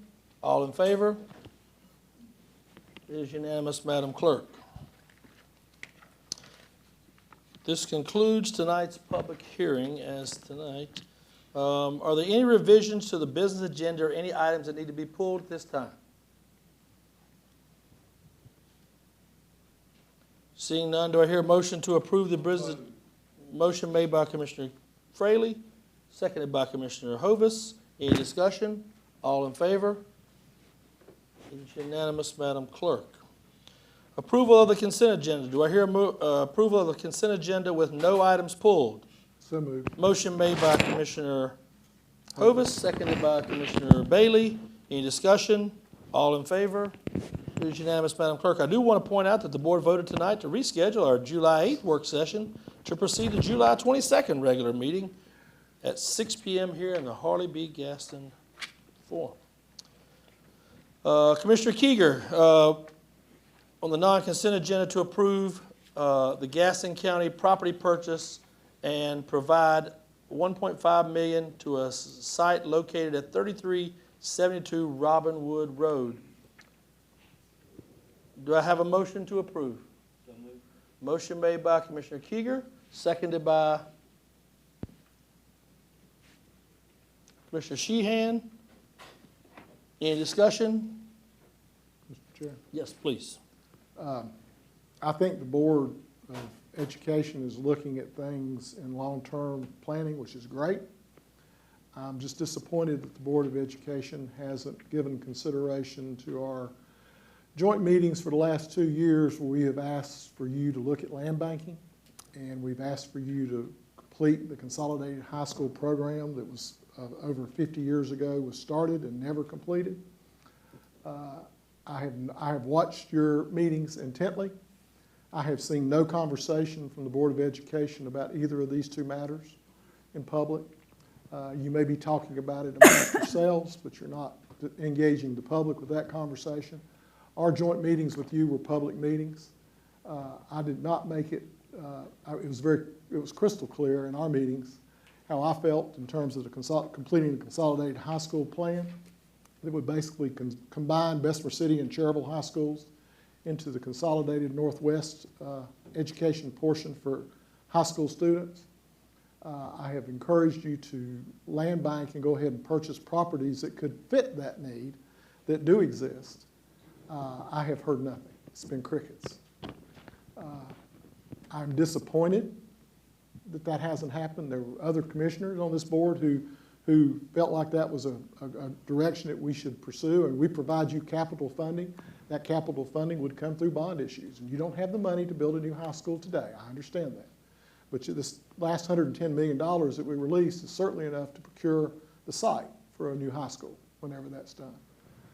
The west side of the county has been forgotten long enough.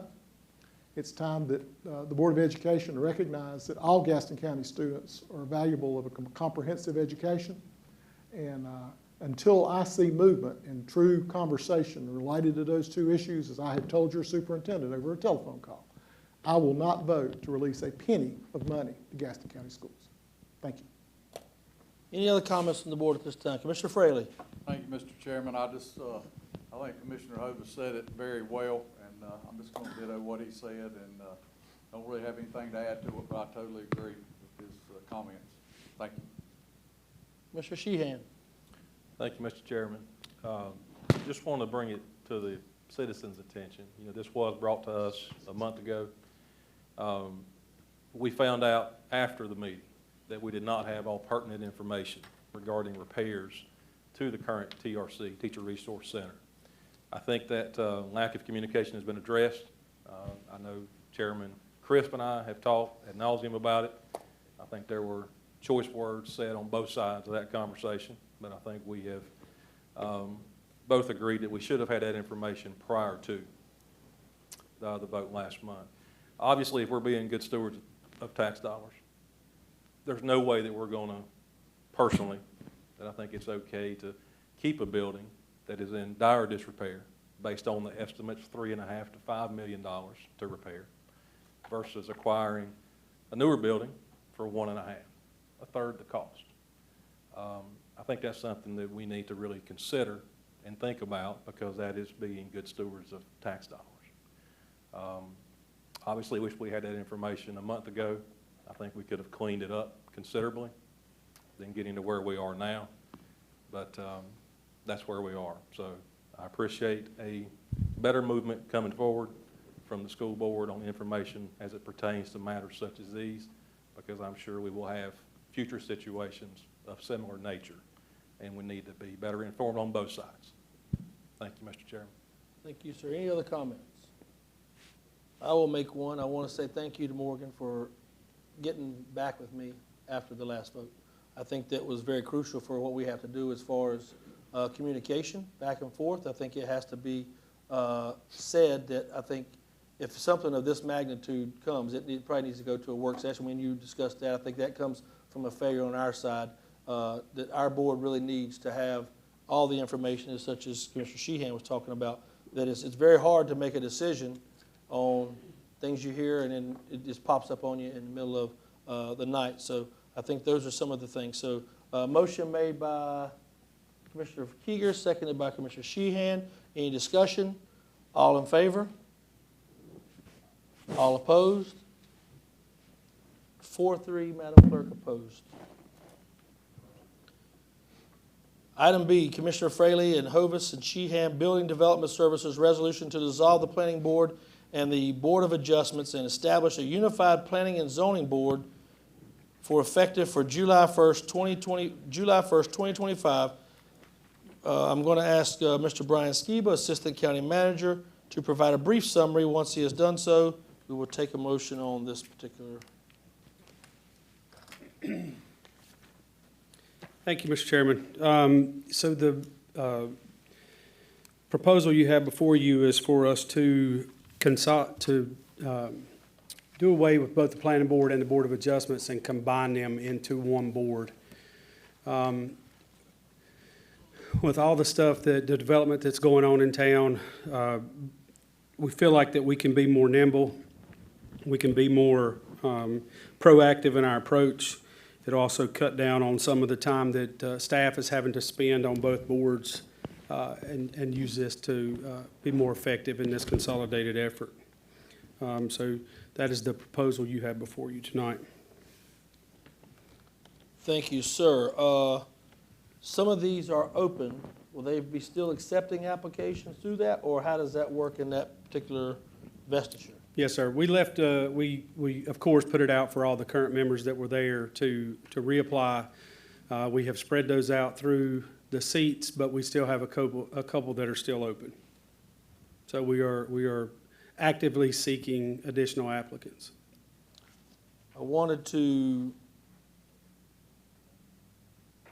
we don't have anybody who's more than one in one particular area, right? Is that what you got?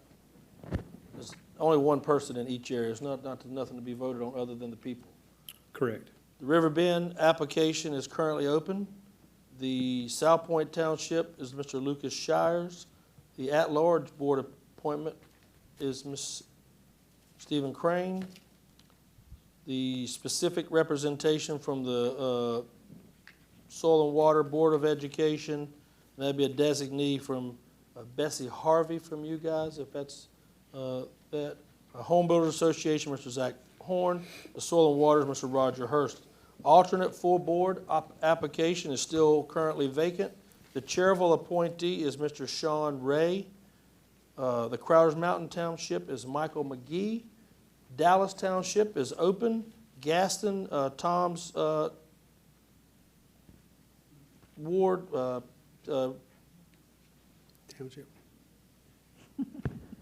Township is Mark Williams, and Scott Sheehan's is Stephanie Franks. And we'll take that to what's going on. So does anybody, so we have openings in several different areas. We'll continue to fill for that. Anybody wants to see those applications, you should have them in front of you. If not, we have 4 for those. Do I have a motion to approve said that I read? Motion made by Commissioner Hovis, seconded by Commissioner Sheehan. Any discussion? All in favor? It is unanimous, Madam Clerk. I want to thank Vincent for the glasses. The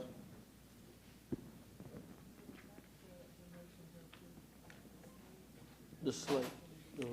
There was only one that was there for that, for the slate.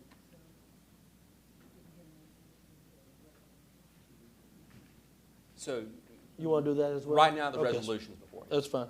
So we'll put the resolution as well. Motion made by Commissioner Hovis, seconded by Commissioner Sheehan. Any discussion? All in favor? It is unanimous, Madam Clerk.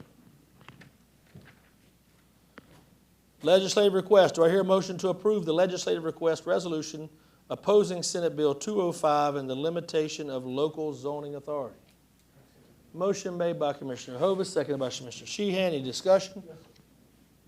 Please, sir. Just to let the public know, this is very egregious on the part of the House and the Senate. Started off as a House bill, then it had so much opposition it morphed into a Senate bill. And it's basically taking away our ability to determine land use application for our county and giving it to the state.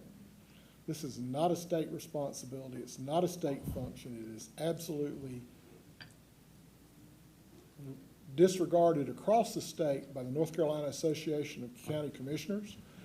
Our legislative and lobbying people for the association have worked vehemently against this. We spoke to that. Those of us who were up for advocacy days, we spoke to our delegation about this at length and expressed our disapproval of it going into the Senate. And they said, oh, it's not that. And there's been other propaganda that's been sent out by members of the delegation saying it's not what we define it to be. it is what we define it. It is wrong. And it is not something that's in the best interest of anyone in North Carolina. So just so you get the background, if you had any more questions, I'll be glad to answer it on a line-by-line item under that Senate bill. Any other discussion from this board? And I want to say that is exactly correct. We have a lot of land transactions that could come before us. Not saying anything in particular, but we do have actions that come before us a lot that require our hands-on rather than someone who is an arm's length type of transactional stuff. So obviously, we'll take that. Motion made by Commissioner Hovis, seconded by Commissioner Sheehan. Any discussion further? All in favor? All opposed? It is unanimous, Madam Clerk. Sorry, I just was not paying attention. No items were pulled tonight. No items added by the majority. Appointments, Commissioner Fraley.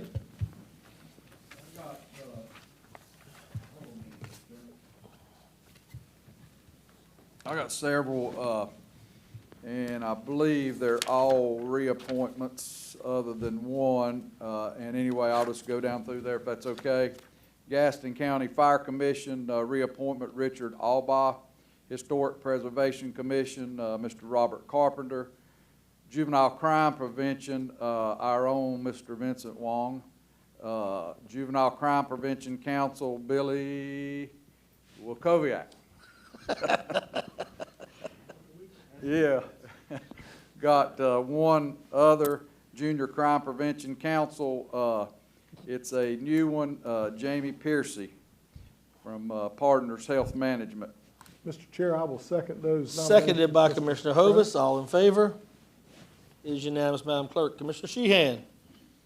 Thank you, Mr. Chairman. I've got one new appointment requested. This is for Adult Care Home Community Advisory Committee. It is currently vacant. Chanel Woodruff. I have 3 reappointments requested. Health and Human Services Board, Dr. Crystal Maddox. Historic Preservation Commission, Mr. Keith Camburn. Juvenile Crime Prevention Council, Dr. Rebecca Powers. Seconded by Commissioner Fraley. All in favor? It is unanimous, Madam Clerk. Commissioner Bailey. Yes, sir. I have 4 reappointments for the Health and Human Services Board, Dr. Karen Melendez.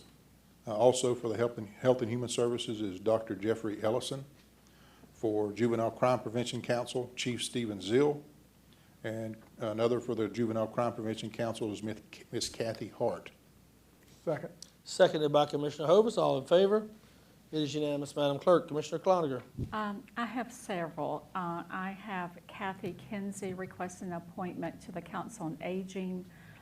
Dr. Scott Sinners, Medical Director to the Emergency Medical Service Committee. Ms. Frances High, a reappointment to the Historical Preservation Commission. Reappointment is Ms. Robin Chavis, Juvenile Crime Prevention. Also reappointment, Juvenile Crime Prevention, Ms. Sarah Bruner. Juvenile Crime Prevention, Ms. Andrea Stevens as a reappointment.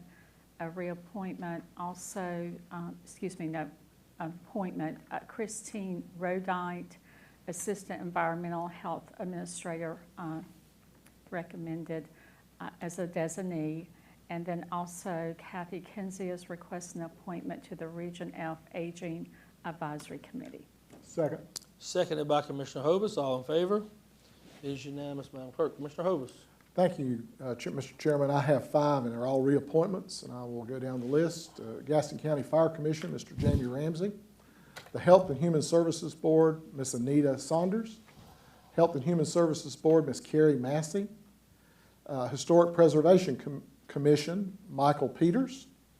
The Juvenile Crime Prevention Council, Mr. Travis Page, and he is his own attorney, district attorney designee. I appreciate his involvement. And on another JCPC appointment, Mr. Brian Denton. That concludes mine. Seconded by Commissioner Fraley. All in favor?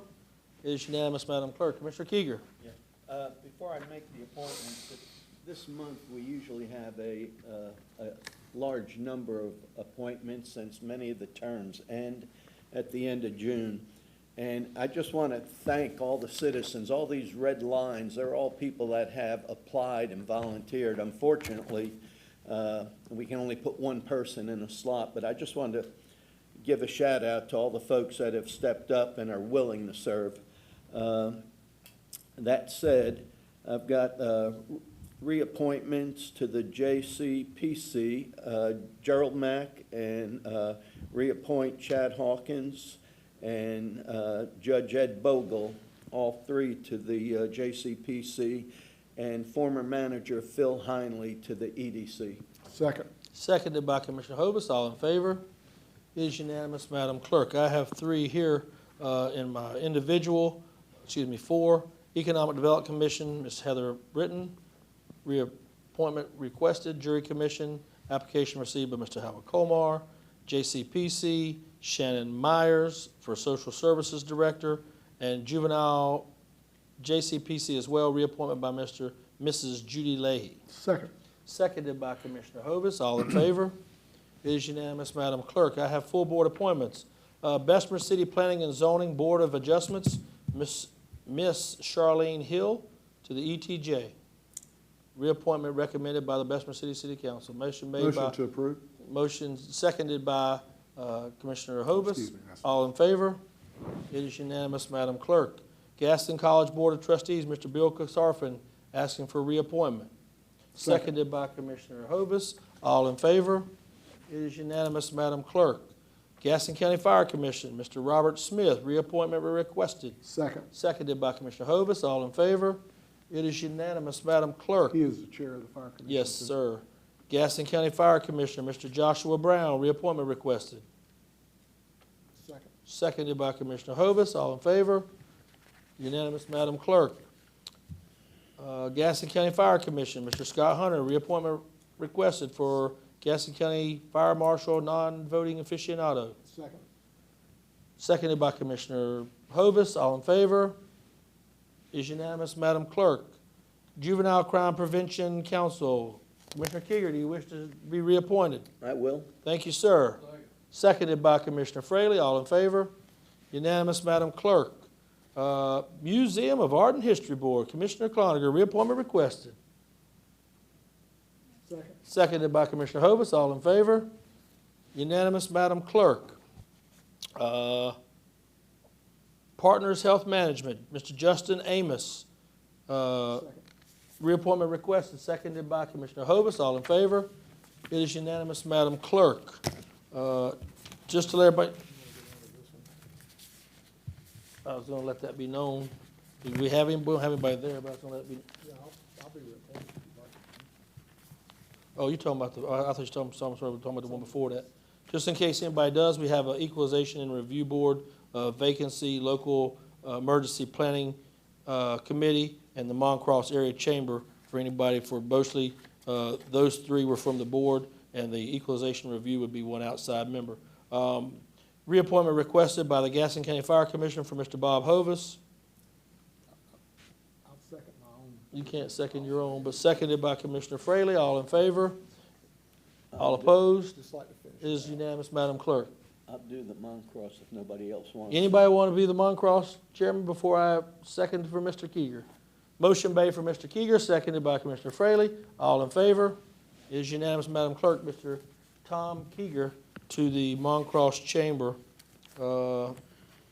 Anybody else can see those. Just in case somebody is looking for something, the Central Atlanta, for us on the board, Central Atlanta Council of Government for the vacancy for the alternate, and also the Transportation Advisory Committee, just for the public, Adult Care Home Community Advisory, Animal Care and Enforcement, Council on Aging, History of Preservation Commission, Nursing, Region F, Travel and Tourism Board, Travel Advisory Board, just so some of the few. Yes, sir. Mr. Chair, I also, in reference to the Crowders Mountain Township seats, I have 15 vacant seats on various committees. If someone is interested in serving, please contact myself or Donna Buff. We'll be glad to put you in one of those spots. Thank you. Reports, Commissioner Fraley. Commissioner Sheehan. None at this time, Mr. Mr. Chairman. Bailey. Not at this time. Commissioner Cloninger. Mr. Hovis. I'm reported out. Commissioner Kieger. I'd like to make a comment. Please. Regarding the fire tax. And several people have talked to me about this. And there's something that doesn't seem fair. You could have somebody's home that, because they live on a lake or the river or a golf course, and their house is valued at, let's say, $800,000. Their neighbor across the street, their home's a little larger, but it's only valued at about $450 or $500 because it's not on that river or that golf course. Yet the person that lives on the river or the golf course is going to pay $700, $800 on their fire tax, and the house right across the street, larger, is going to pay about 68% less. It just doesn't seem fair. Those numbers don't play out. I'll be glad to speak to that. That's what I was getting. No, I don't want I a wasn't gonna discussion. say it, but I'm No, like, no, hello. you made that comment, I'll make a comment back. It's called the North Carolina Legislature. Fire tax across the entire state is a formulary that's created by our legislator. And it's based on property valuations, period. End of discussion. We don't get to decide that. We don't make up the rules. That's the rules that exist. Should you wish to change that, you need to take it up to your state legislature. Just telling you where it comes from. Am I right, Mr. Attorney? There's a lot of ways to do it, the way. No, I'm just saying, but Yeah. that's, If we're gonna have a service district. We'll have that discussion elsewhere. Y'all can talk about that, whoever. I'm right. I don't live on a golf course and I don't live in the county, so good luck.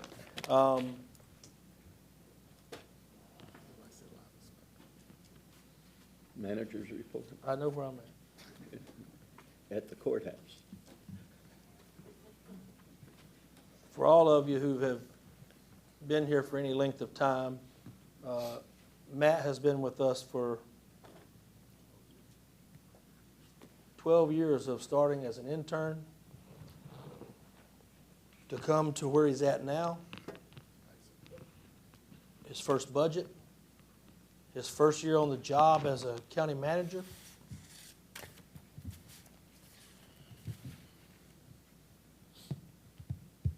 To losing his spouse.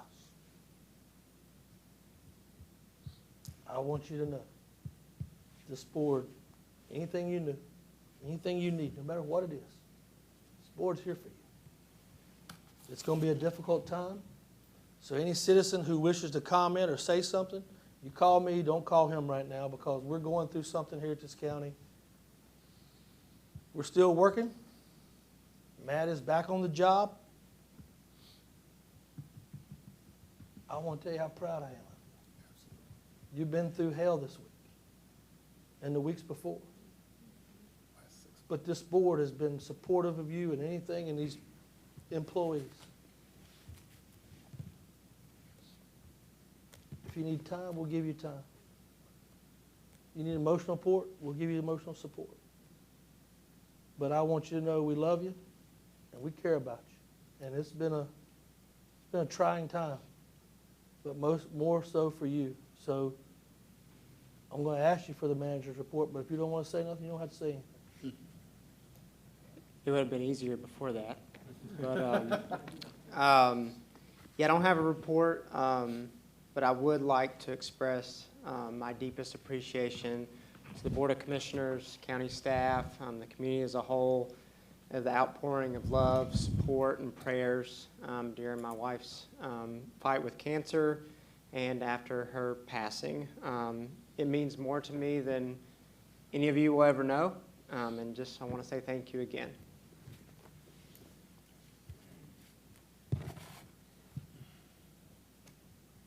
County Attorney.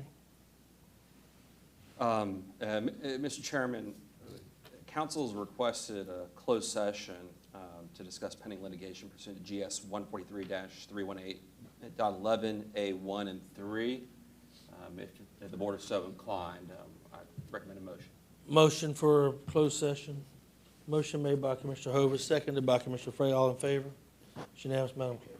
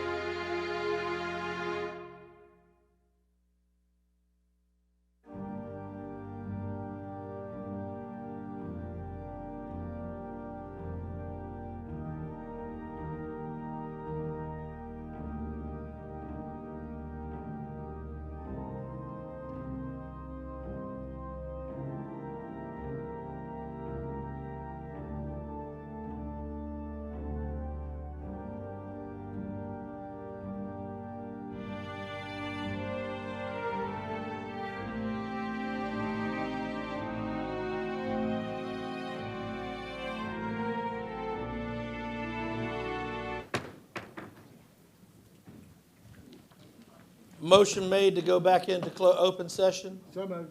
Motion made by Commissioner Hovis, seconded by Commissioner Bailey. All in favor?